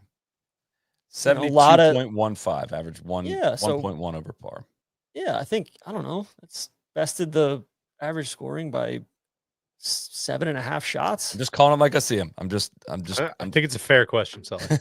It is, but also like when you've got all those tough holes in the back of the round like that, I feel like that also kind of makes it more volatile as well. You got the scoring holes there on 14, 15, and then it's like hang on for dear life. And he shot 31 on the back 9. I mean, that's like really freaking good. It's just coming across the wire that Davis Riley made a triple on the 7th hole today and finished tied for second at this PGA. I feel like we're gonna look back at this Wikipedia yellow and be like, Davis Riley finished second at Quail. I think we're gonna forget about this one here. Somebody was asking a question earlier. Does Davis Riley have 2 first names or 2 last names? I would say 2 last names. I've met more people with those as last names, I would say. Yeah, I agree. It's a good question. It's another good question. You guys are asking a lot of good questions today. We mentioned Davis Riley Davis. Hell of a player. I don't have a ton more in the notebook on him unless anybody else. No, the other guy that finished T2 though, I feel like we tends to be where I was getting to. Bryson DeChambeau 1 under 70 today. Guys, it felt like at the turn he should have been leading by about 3 with Scottie just like kind of fumbling around and Bryson having about 35 yards into every hole from the middle of the fairway, and he just could not fucking get it going. God, it was like, as somebody who bet on Bryson this week, exceedingly Oh frustrating. yeah, you owe me $20. I do owe you $20. You had to sweat it though for a second did. yesterday. You had to sweat it for a second. Just a second. What did Neil, what'd you see from Bryson this week? Well, I want to save it for my T's and D's. Okay. So TC. I'm gonna sit this one out. TC, what was your takeaways from the big golfer? Other than the blow-bys that he had on Thursday. The orthotic blow-bys. His shoes were kind of cool today, though. The blue and gold Reeboks. I was down with those. He said in his post round with Amanda, which he didn't have to do. Very gracious. He said he's got some tricks up his sleeve. I wrote that quote down too, TC. Quote, I just got to get some equipment in. I got to get some equipment in. And I was like, I ordered it. Yeah, I was on Amazon last night. Which I cannot wait to see what that means, because Kevin Moore, the professor, had some good posts on X, the Everything app, this weekend, just about Bryson. Just like, man, it's like he's just such a predator with everything except for like his short irons and his wedges, and like the swing just straight up doesn't work. Frustrating to watch, man. I mean, it obviously led the field in strokes gained off the tee. The places he was driving it into, like I don't know how to explain some of those spots, man. Here's the quote. Are those changes you can make before now in the US Open, Bryson? I don't know. I'm gonna work my butt off to make that happen. It's all to manufacturing. We'll see what happens. I'm keen on finding something, and I'm keen on improving. I'm excited for that. It's all to manufacturing. That's like something it's like a war planner. A lean, like Six Sigma, the lean just in time production. I don't know if we're gonna get the parts in it. It's like Toyota. How do you explain these Q4 losses? He said talk to fucking manufacturing, man. 4D. He's what do you doing want me to 4D do? printing. It's not yeah, 4D, I'm selling these shit boxes out there. This tariff environment. I mean, God, that's so good. We just need him around. He made the week so much better, man. And it's just, I'm still laughing about Paulo Uggetti's tweet about why is he acting like Indiana Jones? Oh God, that was so good. This is maybe another kind of like simple observation, but Bryson there's never been a better golfer in the entire world. Like, you always hear those stories about Ben Hogan being such a flusher and just being so pissed that putting was part of the game. And Bryson's trying to get it banned. Yeah, he's trying to get it banned and tried to be like, no, you should just be whoever hits it closest to the hole. Like, you get there should be a point scale. And like, Bryson is the modern day equivalent of that, of just like, man, I love golf because you got to hit driver, you got to hit irons, you got to hit wedges, you got to be able to putt. And like, you got to add all those up together. And Bryson seems to just hate a couple of those things and be like superhuman at the other ones. And it's just really fun to me. It really, really tickles me that he just can't solve some of these other aspects of the game, and that those aspects of the game even exist. It's not like he's an offensive lineman, where it's just like, dude, just decimate that guy across from you. And if you do that on every play, you're going to be in the Hall of Fame. Like, he's taking that tactic, but it's like, well, no, also you got to be able to throw and run and pass and catch and play defense and do all these other things. It's just, that's why it's the best game. So just shout out to Bryson's recent major championship run. I mean, T6 second, he won. He missed the cut last year at the Open, and then finished T5 at the Masters, and then finished runner up at this one. DH, I think we'll take, getting the winner of the Masters and our pick finishing second at the PGA. It feels like we got the board dotted. Feel good about our effort this week. 100%. Tail is for Oakmont. We're on a heater right now. Picking Rory and Bryson, man. How do these guys do it? Well, Neil, I mean, maybe that's just a backdoor into your T's and D's. Maybe we go reverse chronological here. No, and then we're gonna come back. We'll come back and go down. I'm trying to flow, All right. Cody, we'll flip it. I'll go with the last one. I'll go with the Bryson one first. But one thing that thrilled and delighted me, and after hearing what you guys talked about a little bit last night, was Bryson leading the field in driving and being, when I pulled this quote, is 50th. I think was 50th in approach, but I think he ended up like 46th or 47th in approach this week. And the idea that that he is outsmarting himself with the single length irons because even the Nobilo and those guys are like, yeah, he just has no distance control. Like, I think it was 12. He hit it like 346 yards, and it's so fun. It delights me to watch him hit like whale on driver, and he's automatic. I mean, he's really accurate off the tee. It's crazy. And then he can't he just can't hit it close with his wedges, and it looks so stupid when he hits wedges too. So it like just kind of makes me laugh. It's like maybe, and so I think you were talking about last night how he's hitting 8-iron 210 yards. Like, should he have like a 63-degree wedge? Like, should he be changing his bag to adjust for that? Because from 50, and I think he was quoted saying it too, like from 50 to 100 yards, he sucks. But like he puts himself in that position like 12 times around, or like 14 times around. He has that number. Is his lob wedge single length as well? And like, does he have crazy weird gaps because everything's lofted really strong in addition to being long as hell? That's what we were saying last night. Is like he must have, just going off of yesterday, where he hit 8-iron on 17, like 196. It was like a 196-yard shot or something. So it's like, let's just say his 8-iron goes 200 yards and everything north of that goes 200 yards. Like, that doesn't leave that many clubs to divvy up over 200 yards. That's what exactly. Like, or 100, 150 yards. Listening to that, and I was like, whoa, that's wild. Like, he's acts like he's like kind of outsmarted everyone. It's like, no, dude, you're kind of playing yourself here. Maybe, but also every time he's done it, he kind of like proves it to be right, which is where I'm almost like holding, where I'm like, God, I fucking made fun of a lot of this stuff, and then he just keeps figuring it out and playing really well and ultimately being right. So I don't know, is this the one where he's over the edge, or is this the one? Well, that, but then so that's why that right? quote, I wrote that quote down, TC, of like, I got some things up my sleeve. We got to get some equipment. I think in. it's I was the like, bulge, oh, and I think maybe it's he's the gonna make a bulge change in roll irons, where like there's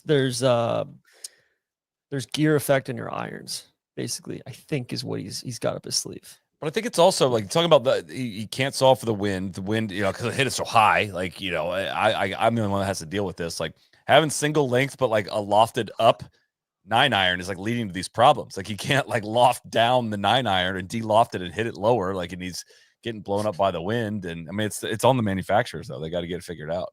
Anyway, I got a kick out of thinking what about are we gonna do about this wind. Starting to think through that made me laugh, and then combine that with his quote after the round. I was like, God, that's just, you're right. Which he didn't have to do, Neil. Great to have him around 4 times a year.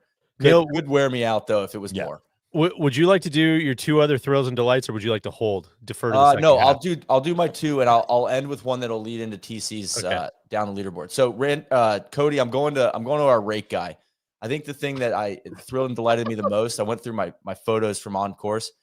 Our guy, he was a volunteer on the 7th hole at Quail Hollow. He was wearing wet bandit gloves, fingerless gloves. He was ready for any rake job you needed.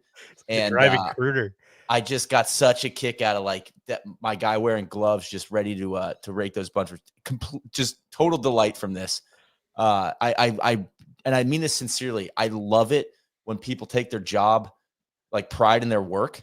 And this guy was all pride, and he was ready for anything. He was ready to volunteer that week. And it's a shame that they make the volunteers pay. This guy should have been paid for his work. So that was my second thrill and delight. You ever catch a like plastic fiberglass, whatever, like splinter on one of those rakes? Awful. No, but I got nothing but love for this guy. It's horrible. I support the gloves decision, especially if you're doing that all day. I thought you were going to talk about a different rake guy. TC, I know you feel me on this. Brendan Porath of the Shotgun Start, Fried Egg, had a tweet today about how the PGA of America was working with a memorabilia dealer called, quote, The Realist. EST, not IST.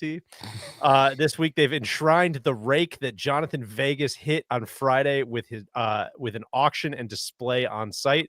If you, of course, will remember Jonathan Vegas hitting that shot, it bangs off the rake and then it bounces up onto the green. They've got this. I just would encourage everybody to take a second. We don't have to linger on this. Just go check out this website. Some real like jarring stuff being sold out there. Apparently they sell a bunch of music stuff. Neil, there was a bunch of the tunics from Gladiator 2 on this website for just astronomical amounts of money. A huge massive KD Lang collection, just memorabilia out the ass from her. A Third Eye Blind collection of like pillows from their green room. You Really? can buy all of that kind of stuff and this rake. And It sounds like the Realist may need to sponsor our next memorabilia pod. I was gonna say a PJ from Shotgun Start, producer over there. I almost wanted to back channel, like connect you and him, TC, because I just have a feeling you guys are gonna get in a bidding war against yourselves for this rake, and it's like I think you guys could probably work together and maybe have some sort of shared custody of this thing. Well, no, it just definitely seems like somebody's gonna buy this as a joke. Is my Horath was saying too that, like, I guess the flag from country music sensation Eric Cole's Hole in One was they both gifted it to him, and it was for sale on the Oh Realist. shit! So like, is he selling it, or is there two of them? Is the Are the Realist 31,000 getting the proceeds? Yeah, who's getting a cut of this? It's just, I don't know. Yeah, kind of a follow the money situation. Neil, I'll Good give you stuff. a All right, last one. Very simple. Lead right down the leaderboard. I get such a thrill out of Alex Noren's pre-shot routine, and I had a picture. This is from the BMW Championship last year. But I don't think there's enough like unique swings and like unique guys on tour. And I was thrilled to see Noren coming off an injury, playing good. And it also just is like bunker play and short game. And like, it's fun to watch play golf. So good finish from him. But God, this pre-shot routine is so stressful. Like what he does with this thing, it's a lot. And they showed it on the range today on the broadcast. It's just like, but good for him. He doesn't give a shit. He's like, he's trying to get the club in the right spot. And I wish there were more unique swings like this on tour. TC, that I think leads us back into down the leaderboard. I think Noren, I was hoping he would get a top 5 or at least a top 10, just so we know that he could spend the entire summer at Bisbee. Sure. So, yeah, I mean, leaderboard wise, first of all, I apologize. I guess the Hebrew Hammers are the Bulge and Roll clubs. Yeah. So, okay. Yeah. Apologies there. So I don't even know. Manufacturing solves that one already. Sleeve. I guess we left it off at T5. Taylor Pendrith. I'm very interested in how you're going to navigate these next like 15 names here, TC. Harris English, great finish at -6. Bullshit for Taylor Pendrith at -5. I mean, Neil, like to your point though, like Taylor Pendrith, 4th in strokes gained off the tee. Like, okay, good golf. But flip side, you've got JT Poston. I guess Ben Griffin hit pretty far. Denny McCarthy. So it's not all bombers on this leaderboard. It's absolutely remarkable that JT Poston didn't gain any strokes off the tee this week. He was like basically field average, and he finished T5 without his A game today. Like, did not putt well today. But he was 14th in putting all week, 6th in approach to the green. JT Poston, like, I think it's just a really impressive performance from him with like, it's like boxing with one hand tied behind your back. Like, this place does not set up for him, and hometown crowd, like kind of, he's from outside of Charlotte, Hickory, kind of Western North Carolina. And yeah, I don't know, just pound for pound, the best player in the world. And don't skip over Vegas, man. He hung around. Yeah, he hung in. He deserves a ton of credit for not evacuating on It Saturday. just shows you how different, like 64, 70, first 2 rounds, he shoots 73, 72 and finishes still T5. Like, it's 2 different golf tournaments, Thursday, Friday, and Saturday, Sunday. What else? Waco. This was a big storyline down the stretch. Huge. This was the only thing. Kind of the only thing that mattered. Yeah. Yeah. Only thing in question today was the front line going to hold to keep Neiman from his first top 10, and they didn't. They let him post early and rocket up the board as the day went on to get his first ever top 10 at a major. Yeah, shout out to him. About backdoor. That was a backdoor there towards the end. Ben Griffin, continues to play awesome golf. Like, should be inside the top 20 in the FedEx Cup after this. Ryder Denny Cup, McCarthy. what do you think? Wow. Well, there's like 4 questions there. What was it? Ryder Cup for Ben Griffin. Do we have to take a look? Oh, sure. He hit a couple good shots today, so he goes straight to the top of the list. I don't know who comes out, but Novak shot 80. I wasn't on that pod, okay. but I do want to apologize for the Novak stuff. Thank you. Finally, somebody who's Novak will be fine. That's the first. That's kind of the first ding that we've had to suffer as a team. I'm kind of disappointed TC wasted his bullets on the JT Poston for Ryder Cup in the Slack before he got He got back down pretty hard there and didn't want to take that to the airwaves. Get back down. I think he's everything you want on that squad. He would partner with virtually anyone. He's a great locker room guy. Greasy, yeah. We need a court reporter to read that exchange at some point. DZ said he's one of the best putters in the world. I did have to report he's 128th in putting so far this year. I thought that was the strength of his game. Form is temporary, class is permanent, Solly. All right. Denny McCarthy, T8. Just like JT Poston, one of the best putters in the world. He holed out from a grassy knoll today. Just wanted to call that out.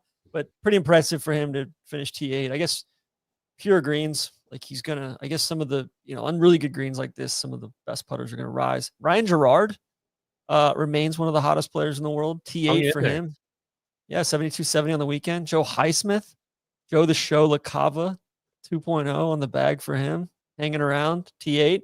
And then Matt Fitzpatrick, some signs of life from him. Same kind of deal, 68, 68, 72, 72. Just kind of hang on for dear life. So the next guy at T8 I want to talk about is Keegan Bradley. Yeah, let's do it. So is this stretch 13, 14, 15, birdie, eagle? Is that like to just rocket up the board, hoover up a bunch of Ryder Cup points? I mean, is that going to just ruin your year, that 3-hole stretch?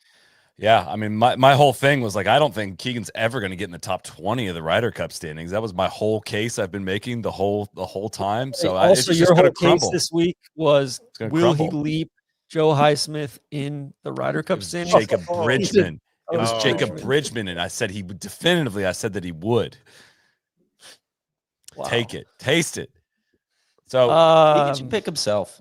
I totally agree. I'm starting to think it's like an Armageddon situation, him trying to find a 12th man. It's like, wouldn't it be easier to just teach the astronauts to drill rather than teach the drillers to be astronauts? Yeah, he's never missed a depth. He's never missed a depth, especially in the Ryder Cup. Exactly. Why are we trying to find some 12th guy? Like, what? It's right here. I'm down on this bit. Somebody else to be the captain. That sounds much easier. I'm down on this bit to go all the way up until selection because honestly the replacements you guys have tried to throw in aren't doing it for me. If Keegan was not the captain, this would be a very serious conversation. But Keegan's the captain, and he said he's not picking himself, and he would take a miracle for him to make it on points. What if leadership is all about difficult decisions? We don't have to do this. This is the whole point. It's the whole point. All right, just keep digging in, man. All right. Just keep digging in. I don't know. There's a lot of people in today's world that change their mind on things. I could see him just being like, yeah, I said that, but I changed my mind. Yeah. That's what you should do. Yeah. It does not seem within Keegan's character. I mean, it doesn't seem like you want to win this thing, Sally. It just seems like you want to keep the old boys club together. I want them to have fun. That's the key. I don't want them to win. You're a gatekeeper. I want them to have fun together, and I want it to be the boys. Yeah. Well, I heard that the players are in total control now. Like they're kind of squeezing out the PGA of America completely, including John Wood, which is interesting. So. I don't like hearing that. Stay tuned. There. I weirdly trust Keegan to lead this group. I until proven guilty here. Like I have some faith in Keegan, much more, of course, than ZJ. Man, yeah, I don't want to keep digging it. I think I have much more faith in him as a player, which he's done for the last 30, 20 years, than I do as a leader of men, which he's done never. What if his captaincy doesn't matter? His give a shit about the Ryder Cup is better than his talent. Like he's not. He hasn't played on one of these in 10 years. I just don't know that he was good at it. Keegan hasn't been good enough for one of these teams in 10 years, and he wasn't even that good the last Ryder Cup. Sully, why doesn't he just get your guys from Scouts Inc. or Stats Inc. or whatever to be the captains? And then he can play, and it's best of both worlds. I think like some of the legitimate character and team building stuff needs to come from like a peer like him. It's somebody that like is willing to act like a little bit like an idiot and sell himself out in the best way for the team. Like I think ZJ was only willing to do like an impersonation of a captain and not willing to take on any actual responsibility and invoke any leadership qualities. And I feel differently about Keegan. And I could be very wrong there. I don't have any inside information. We can litigate that this week. That's really all I got. Mike, good finish from Matt Wallace. T17 for him. Sam Burns was sniffing around T19. Little Corey Connors, Bo Hostler, Aaron Rye kind of fell back on Saturday, got back into it. Aaron Rye, Harry Hall, Taylor Moore, Cam Davis. Such a sick shot. Things of that nature. shanked Tony off the tree. Finau, tough back 9 from Big Tone today. 40 on the back after 3 consecutive birdies on 7, 8, and 9. Guys, I was just I saw like one shot of Finau, one putt. I was aghast at his putting. Like, I mean, the putt. He's like, yeah, it does not look right to me. Got that Hideki. You saw Hideki out there grinding in the rain and the slop. So that looks great. Give me some of that. And then I was expecting more from Mav McNeely. Foxy and Smalley kind of fell back. T28 for them. As the prophecy was told, right? Tommy, what did I say, guys? Tommy's not going to win this thing. You called it, man. You called it, TC. Really brave. 70, 70, 76, 70. Really brave. Really, he's saving himself for both Oakmont and Portrush. Chipped his face off this week. Love to see it. Putter was a little cold. Anything else? Blandy. Did you say Blandy? 37 for Blandy. You want to talk about playing with a couple hands tied behind his back? Like, that's crazy. Yeah. Blandy was he was averaging 280 yards off the tee this week, which was 73rd, I think, last of all the guys that he's the cut. He's so old. They should have let him. Hey, he's gonna go beat up on the olds this week at Congressional. He pulled up his headshot. Like, the fact that him and Scottie Scheffler played the same sport is crazy.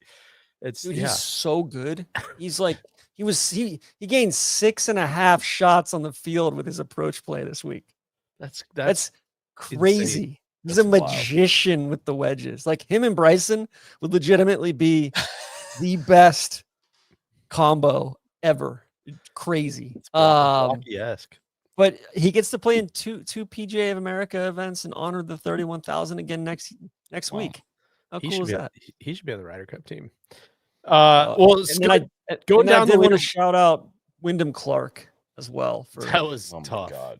Just a really, like, I guess the energy was just really bad in that group all day today. I think Max had a club throw, but the blow pig, 74, not an atrocious round. I think he had 7 bogeys or something, but I would recommend it's floating around out on X, the Everything app now, but I would just go to the it's on the PGA Championship website. Yeah, it's on the PGA Championship website on 16th definitely going to get taken down after we say this, so I would go watch it now. But tee shot on 16, one of the most like upsetting club throws I think I've seen in a while. The worst I've ever seen from a pro. The volunteer, like, startled.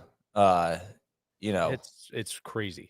Reminds me of Barsabek, circa 2021, I believe. And he hit the T-Mobile sign, which was like, perfect. He's a T-Mobile guy. Shout out to Club Magenta. Dotted the zone on that one. Can we pause on what the fuck was the T-Mobile activation around the 14th hole this week? All that happened was like a grid went on the tee box and then a weird stat would pop up. And it said it was like brought to you by AI. And it just looked like somebody got 10% of the way there with an idea and just said, fuck it, let's go with it.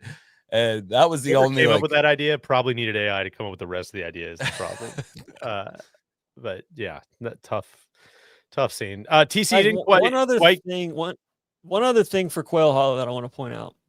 Only one guy shot 80 on the weekend once it got hard and everything like that. And I think that kind of bears out that, like, even the teeth are just a bunch of like pars and bogeys and maybe sprinkle in a double or two. But that was Garrick Higo. Shot an 80 today. So hopefully people were tailing us in those matchups yesterday.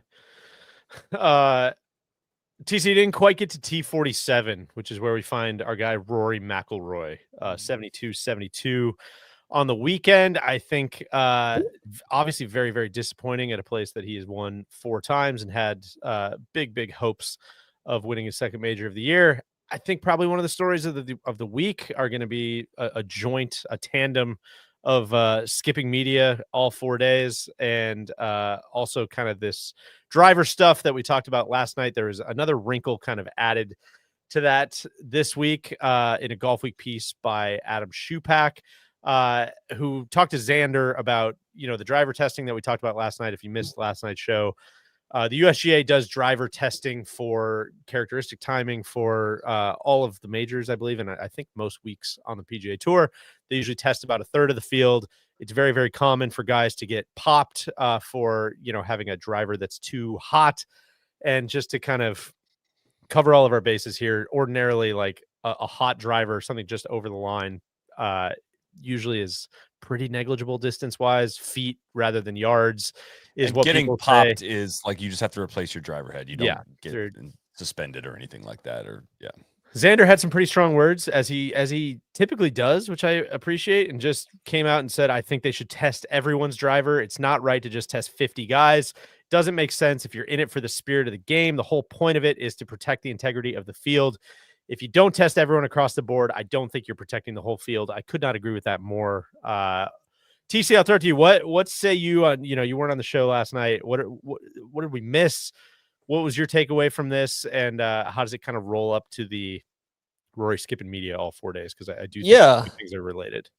I thought Xander calling Scottie Scott was really interesting.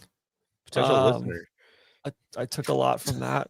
Shout out to Alexander there. And actually Scottie said kind of the same thing in his post-round presser. He said, yeah, my driver was one of the ones that got dinged.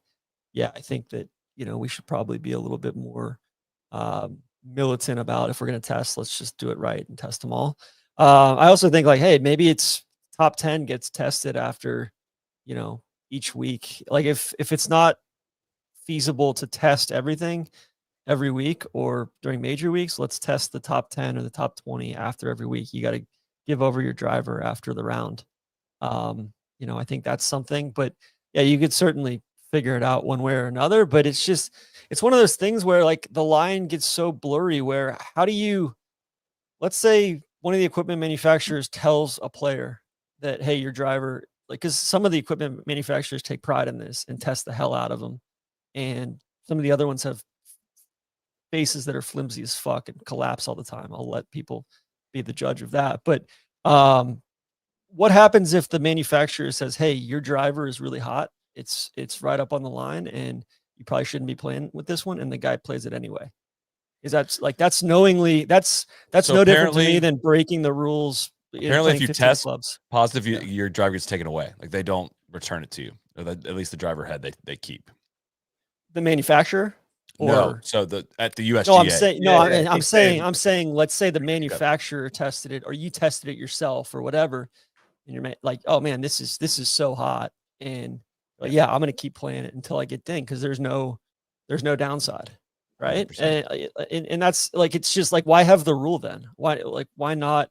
And so I would like to know. I thought the PGA of America's mealy mouth bullshit was Kerry Haig was basically apologizing for the rule and for having tested this week in their statement / non-statement 2 or 3 days after the fact.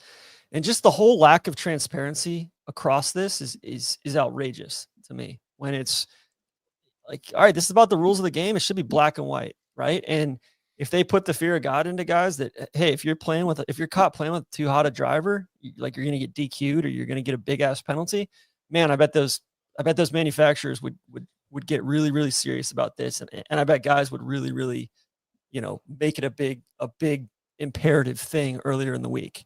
And so I'd like to know personally, when was the last time Scottie's driver was tested? When was the last time Rory's driver was tested? Have they been playing, and through no fault of their own really, but have they been playing with hot drivers for the last 4 weeks, 6 weeks, 8 weeks? Who knows? I as a fan, I don't think that's an inappropriate thing to ask. And there were certain people in the media that were acting like, why would we ever want to know about that? It's cut and dry. And I'm not accusing these guys of knowingly cheating. I'm just saying, I think it's a relevant thing with the margins this close in the game these days. Well, I think when you leave open the kind of not even loopholes, just the uncertainty there is where a lot of the questions, kind of filter in. Right. And that's where, again, Rory, I'm not envious of Rory because he's going to be asked about this. TaylorMade wants him to say one thing, that he probably wants to say something else.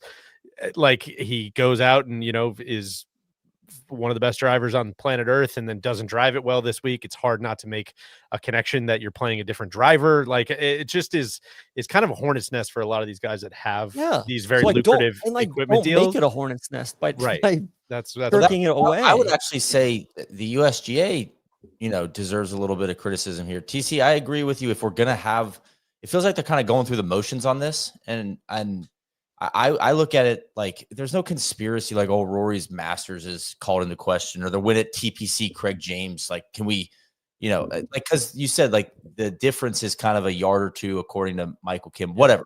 But if we're testing, or what are we testing for then? Like, just make it black and white. It's not a big deal. Just like as a somebody who covers the game, I don't really know much about this testing. It shouldn't be a secret. Just get out in front of it, or make it easier to understand, or test everybody. Well, and then there's nothing worse than somebody's shit being leaked. It just feels nothing worse than somebody's being leaked. Of like, I think Xander's right to be pissed, or Rory's right to be pissed in that. Where like Scottie's failed this week too, and it wasn't a big thing, and that didn't leak. And Scottie said, but also Scottie overcame it and didn't act all glum and offended all week. I'm assuming that's part of the reason that Rory was all bummed. But Scottie said in his post-round presser, like, yeah, I've been playing this driver for a year. I figured we were probably getting up to the line with this one. So something just doesn't add up. Like, why test at all if you're only going to test a third of them? Why is there no punishment for having a driver over the line? Why? That's where I'm at, Solly. It doesn't really make sense. It's so inconsequential. Well, I think on the punishment front, it would be like, you haven't done anything wrong yet, right? No, It'd be different if you're testing after round way over or barely over, and it is no penalty. How do you discern intent either? Let's say there is a guy that is playing knowingly playing a hot driver. Every guy on tour has a 3-wood that's probably way over the limit, but those don't get tested, right? And I think that it's just an unnecessary gray area. Right. And well, can I just say one thing? It's almost less about the testing thing. It's more just a comparison of Rory and Scottie. Like, Scottie just handled it like, oh yeah, but it's just not a fucking big deal. Like, just answer the question. I don't think this Rory's media freeze out is tied. But that's where I guess the bigger story for me this week, or something that sticks with me, is just a bit of Cold War that's going on with, in quotes, the media. And it's like, and then you read some commentary online. Well, the media needs to ask. Well, that's what they get. They're asking stupid questions. First off, I can't really think of like a dumb question. Like, I can't think of golf media like offending these guys. That I just don't see the that. Softest group of softball questions. Like, ever. I think it's really additive. Like, shout out to Bryson, shout out to Scottie, shout out to Xander. I personally get a lot out of hearing these guys speak. I think they're all very thoughtful.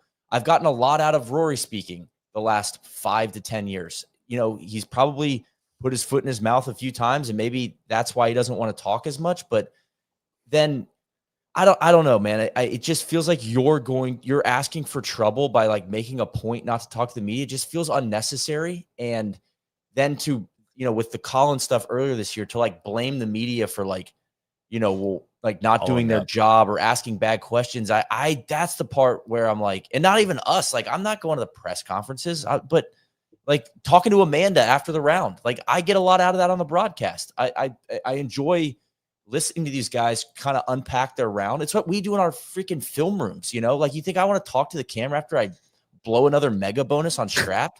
Like, no, but it's fucking good content, man. Like, you got to react to it. I don't know. It's truly like, that's what the money's for, right? A little bit. I don't think it's too much to ask, man. And like, to Lowry's point, like, I wish you'd give me a minute. It's like, I don't know, man. Take a minute. Have some fucking self-control and just handle it like a big boy. I don't think it's that big of a deal. Or like, cool, like, take a minute, go take a shower and have a meal and then come back out and talk. Like, I think each night there were maybe 6 to 8 guys that talked, and guys deny. And like the PGA of America just basically didn't have anybody stopping guys or getting them to do flash interviews or anything like that. And I think that they probably did, but those people also have no recourse if somebody says no. Yeah. Right. Which And I think there's is no kind of institutional knowledge coming there to or a head experience here. anymore either. Right. It But I was think mostly there's, Friday. There's a lot more Saturday and Sunday. Mostly but Friday didn't get left. it just kills me too. Like Rory, you're the defending, like you won the last major. Like you're one of the voices out in the there. career Like, Grand Slam and like yeah, like historic there's, fashion. yeah, like that's part of the deal, man. Like Arnold Palmer or Tiger Woods, or like Tiger talked all the time after bad rounds, and for him to do it and then do it the way that he did it too, with, I guess he got really huffy and made a big dramatic thing of like, absolutely not, I'm not going to talk, he said, and then just same thing today, and it was like, man, that's just such a bad look. I don't know especially why it in has the to be context of all antagonistic. the Morikawa stuff. Why is I don't know why it's our fault or the media's fault or the public's fault that like he didn't drive it well. If someone's going to try to say that Rory didn't, he hit 10 of 35 fairways because of the driver failure, I don't think that's true. But I also kind of want to know, like, hey, Rory, why did you hit 10 of 35 fairways? Like, Yeah. what's, are you working on some stuff with your swing? Like, what? I'm kind of still curious about what the actual reason is. Like, I don't think it's a big conspiracy. I don't think you're cheating. I'm not accusing you of that, but I would still love to hear from you after you won the Masters. Like, you didn't play well. This course fits you. Like, what's going on? How is that unfair? And how is that antagonistic? I think it has such a trickle effect too. And this is the part it's not really their fault, but it is kind of or not, I shouldn't say fault. It's not really their problem, which I sympathize with, but having less insight into Rory this week just gives you less to go on for the next major. And it just kind of like inherently makes you a little less excited. And you kind of stack that up over, exponentially over a year, 2 years, 3 years, 5 years, 10 years. And it's just like, that's how it happens, man. That's how people start to glaze over and just kind of check out. So I don't know. I'm not trying to be doomer on that stuff, but it's like the things have downstream effects, right? I don't know. It made like Rory's approach to media has made him like, I've said this before, like he's made himself the most like emotionally available person, has made me more intrigued by his career as a fan. And like now, like after a week like this, I'm just kind of getting bored with it. I mean, you've already won the career Grand Slam. Like, I'm not getting like super amped for you to go win Oakmont. Like now I'm kind of, I don't know. It just like that kind of pissy attitude towards it's not endearing to I consider myself a fan in this and not media. It's not endearing at all. Like just stand there, take some questions, color in the lines, like react to stuff. Like that's what you're good at. Like you're really, really good at, I guess where I just can't get to is this would make sense had he gagged the Masters, which he tried to do, but if it had gotten away from him, like just being like, yeah, I'm not going to talk to media anymore would make more sense to me. Like you just completed like your career life goal. Like go on the victory lap tour, go talk to people, like go be happy about it. Like let the golf world be happy for you. It's just an unnecessary battle. Same with Morikawa, man. Like unnecessary battle. Questions aren't that hard either. Yeah, like, that's what I guess my point. And one more thing, and we can move on after this. But if you're going to do the late night shows and stuff, I don't know. And if you want to skip media 3 of the 4 days, that's fine. But the whole week, it just feels it feels like you're asking for this to become an issue. Yeah. You're shooting yourself in the kneecap is, I guess, what I'm getting at. It just feels like, yo, just go do it. And it's just not that big of a deal. So, and this wasn't a gut-wrenching loss or anything like that. It's like you just didn't have it this week. And he was one of the ones banging the fucking drum for guys to be more open and honest and forthright and do more for the fans and all of that. So like, where are we at now on that? And I just, and maybe he wants all of them to be forced to talk to the media or something like that, but it just leaves such a sour taste, and it's a trend now. It wasn't just this week. He does this all the time after bad weeks. Shout out to Bryson. Truly, I know we were joking about it, but didn't have to do it. And now we got the great quote about manufacturing. It's great, and it's gonna it truly makes me more excited to watch him play next time. Oh, he's handed this to Bryson. Like he's just handed it right over. Like Bryson's gonna absolutely take this and run, and he's gonna stick around to congratulate. Make sure the cameras see him. Congratulate Scottie. Like he's 100% gonna run with this, and you've just handed this to him. I got this text from a sponsor of the PGA Tour tonight. He said, "Do you think the players actually understand the more that they go against the grain on media availability, access to the fans, etc., the more they themselves are driving themselves to contracted employees?" And I think that's like basically making it to where like, hey, cool, you want us to tell you when and where to show up? We can do that, right? Like the PGA Tour can do that. If you guys want to fight this is where it's going. It's a little bit of the SSG is going to turn this car around, man. You keep doing it. I'm pulling over. Doing it. See what I'll happens. pull over. What do you think $2 billion is for? Yeah, I don't know. It's interesting. All right, let's move towards landing this plane. I think should we? I put this in here just because there's a big long week, a lot of shows, a lot of pods, a lot of tweets, a lot of everything. Just kind of a greatest hits here. I want to know what's one thing that's going to stick with you guys this week. One thing maybe we didn't get to it tonight. Maybe we already talked about it. Maybe we haven't. I'll kick it off and just say that the dude's dad, who thought that Corey Pavin was Matthew Pavon, that's going to stick with me. I think it's one of my favorite things I've ever heard on this podcast. I spent all day today thinking about like, how wild would that be if that actually was Corey Pavin and Scottie's just bombing it 335 down the center of every fairway and Corey Pavin's keeping up with him, like that is just a very funny visual to me. And I just wanted to double click on that one, Neil. And how about Corey Pavin he's in the Schwab this week? He's playing. Really? He's going to be playing at Colonial this week.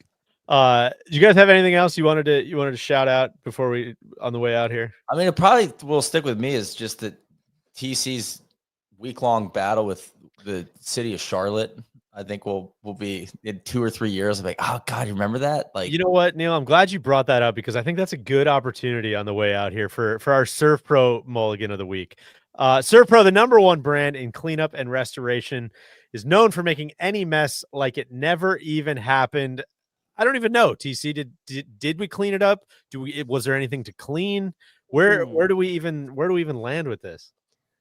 Gosh, I think very nuanced. The Charlotte Observer aggregated it again after our Thursday show. All right, for people who completely missed this, what is the issue here? Yeah, so Randy, it wasn't even on this pod. It was on the Trap Draw. Randy and I were just not a golf podcast. Yeah, we were just bullshitting about what we got going on. I was like, the golf character Phil Landis, aka Big Randy. We ended up, I was like, oh yeah, I gotta go to Charlotte next week. I've never had a good meal there. It's the most bland vanilla city in the world.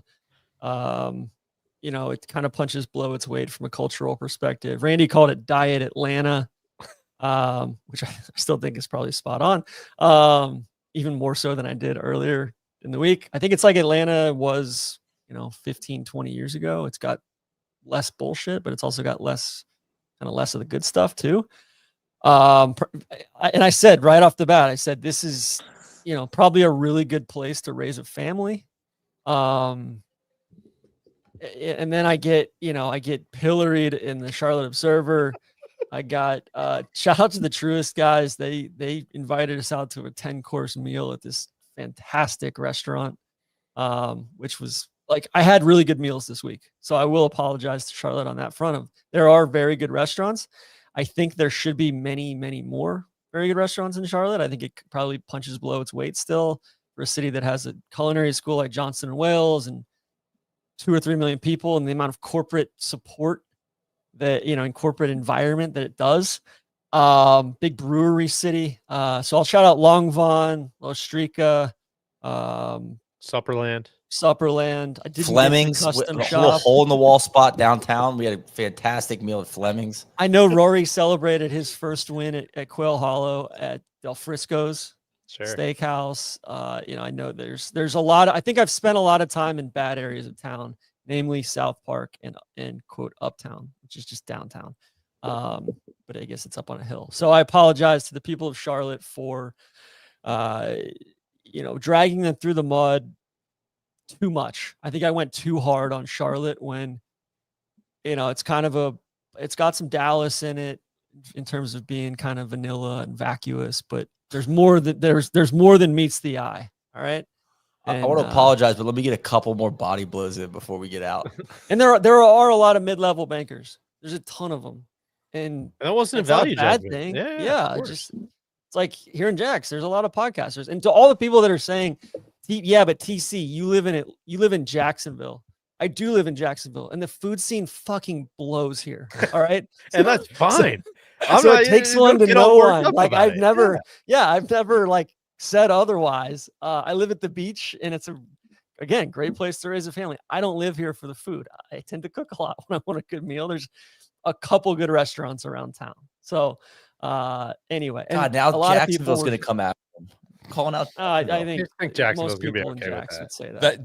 Jax doesn't take itself that seriously. Yeah, like, yeah, we got that Outback. At the Well, beach. that's where I was laughing. I was like, man, I don't think there's anywhere I've ever lived where if I saw that clip and it was about my city, I would probably be like, yeah, that's probably fair. Like, couple good like, points. people they were pissed, and that was all. That was credit to Charlotte for standing up. Yeah, look, there was a little Canadian action there too. A lot of passive aggression and stuff on that front. And a lot of people coming at me. TC, Atlanta golf sucks. Yeah, it does. Like, I don't ride for Atlanta. Or yeah, Randy's from Cincinnati. Randy's like, cool. Like, I don't live there anymore. It's just like, don't cast stones at our places when we're not riding for those same places. And also, I had hundreds of people send me notes and said, yeah, actually, you pretty much nailed the Charlotte stuff. Like, I was dead on. This is kind of one of those, CC's basement was flooded. He called Surf Pro. They were on the way, and then he called him back. Was like, actually, I'm just going to do it myself. I got this one. I'm you know what? So I don't know if that was kind of a got the wet apology, kind of a making it up. One of those massive fans going, peeled the carpet back. But if you have a mess to clean up, Neil, call Surf Pro. Over 2,200 locations nationwide, faster to any size disaster, PR disaster or otherwise. Visit surfpro.com or call 1-800-SURF-PRO today. I would say for my, what are you going to remember? I think it's the 31,000. And just that statement and the statement about, I don't know, just all the press conferen's Don that one will stick with me. I'm the PGA Tour, all the PGA Tour players president too. I thought was good. There was a lot of organizational quotes to remember. Guys, can we redo our coldest moment? Because I think it might have been the PGA Tour account tweeting wins Panthers since 2022 in a picture of, looks like Bryce Young, 14 Carolina Panthers, 15 Scottie Scheffler. And yeah, it's since been deleted. Yeah, I figured that. I mean, that kind of goes hand in hand with, careful going at Charlotte, man. You better have your ducks in a row, be able to kind of stand on business there. And I don't know if Mr. Tepper is going to like that one. Yeah, I don't know if the tour was ready for the fight. Based on some of his antics the last couple of years, that could be a problem. Solly, what do you got? Weird lasting image for me today was Rory hitting in the water on 14, and after Rory finishes the hole, the volunteer that's standing there on the left side of the hole, reaching into the water to fish the ball out, like just about to just almost like a giraffe, but like drinking from the water, reaching all the way in to retrieve the ball out. That's a strap boys play right there. It was. It was. The drone was following it the whole time. That was one. And I just this image just is coming across my desk. I'm not familiar with this Twitter account, Mike Beveau, but Scottie Scheffler is such a great story. Got out of jail, turned his life around, hasn't reoffended. The system works. That give me a little T&D here as the night goes on. Scotty's finally above the law. And of course, I'll remember Blocky, always what could have been this week if there just would have been bigger crowds. The charlatans would have showed out. Charlotte, God, I cannot believe between Blocky and you're right. The 31,000 on Ray. Just what? Let me get a point in there too. Let me follow up on that. That was fantastic. I think for me, it's the guy getting absolutely domed by Rahm's ball. That was crazy.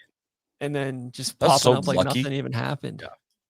Like that was so lucky. I don't understand how a ball Clipped the guy on 18 today. Looked like he got him on the wrist. He was jumping up and down, and they went to commercial. He's like, oh my arm, my arm. Well, we hope he is okay. And guys, I think that we kind of went deep tonight, but a lot more Scotty talk than I was thinking there was going to be. Anything else, guys? Before a couple little housekeeping announcements. Do we have a final verdict on mud balls? I don't want to read you mud balls 2 hours. Yeah, Just say let's save that one. Is it a hung jury on mud balls? I think it. Yeah, I think I need more data. I need more data. Podrick kind of through a grenade into that one. I think I'm in on mud balls, but that's Just me. Thank you. And I won't criticize anybody that's out on him. That's exactly right. Where I'm at. I stand with Neil on that one. Guys, the NLU Summer Festival is coming. Registration for the Summer Festival Lottery opens tomorrow, May 19th. For Nest members, we're heading to Baltimore for this year's edition, August 17th and 18th. Day one, guests are going to take in the final round of the BMW Championship at Caves Valley, and day two is a full day of golf, food, contests, hanging out at Rolling Road Golf Club, home of our dear KVV. He's having everybody out to his track for the Summer Festival. Should be a great time. If you're not a Nest member, learn more. Join at nolayingup.com/join. Get more information at events.nolayingup.com. I think that's going to be a fantastic event. Everybody should be on the lookout for that sign up. And Neil, signups are also open for our newsletter mystery box giveaway. Yes, those end tonight. So hopefully you're listening to the live show here, but be sure you're subscribed to the NLU newsletter to guarantee your entry. The newsletter contains plenty of exclusive content, NLU merch, and event updates, and more. Don't worry. Current subscribers are also entered for a mystery box of their own. Sign up now. Subscribe.nolayingup.com/PGA-2025. Anything else on the housekeeping there, fellas? Neil, for the Summer Festival, Yeah. that's at Rolling Road Golf Club. Can we have hats that say The Road? We can work on Just that. Giant The Road. I think we could definitely work on that. I would say Had some- too, be on the lookout with some absolute heat coming to the pro shop over the next 2-3 weeks. I'm very excited about what we got coming in. And we had some stuff come through today. Shinnecock has fallen. The cock. Karn has fallen. Does it say Karn has cock? fallen. It says Tuckahoe, which is the road that runs through it, and a couple other hole names, I think. John's So elbow really, or something. Yeah. really bad stuff. And then Oakmont, I guess, has gotten 2025 hats with the circular like USGA Oakmont logo in the 0 there. Bad. It's tough, man. Hughes. Los Pews. I'm on to Oakmont, baby. I got my US Open pullover on too here. I'm on to Oakmont. I just want to say a big thanks again to everybody that came out on Thursday for the in-person show at Platform Sports. High Noon helped us put on a heck of a show. Could not believe the size of that crowd. It was truly ridiculous and a lot of fun. Our first time doing that, and it was just very, very cool to meet a lot of people in person. We really appreciate the support of the folks in Charlotte and of High Noon as well. These are a lot of fun to do. That they are. Thank you to High Noon for the support all week with our live shows. Thank you to our friends at Titleist, The Stack, Yeti, Serve Pro. Thank you to you guys. Thanks to Big Randy hopping on yesterday. Thanks to Cody and Matt behind the scenes. And thanks to everybody for who watches, man. These major live shows have just turned into true highlights, man. They're really, really fun to do, and they make the week so much more fun. So congrats to Scottie Scheffler. And let's turn the page, guys. We're on to Oakmont. Pews. Cheers. Shots.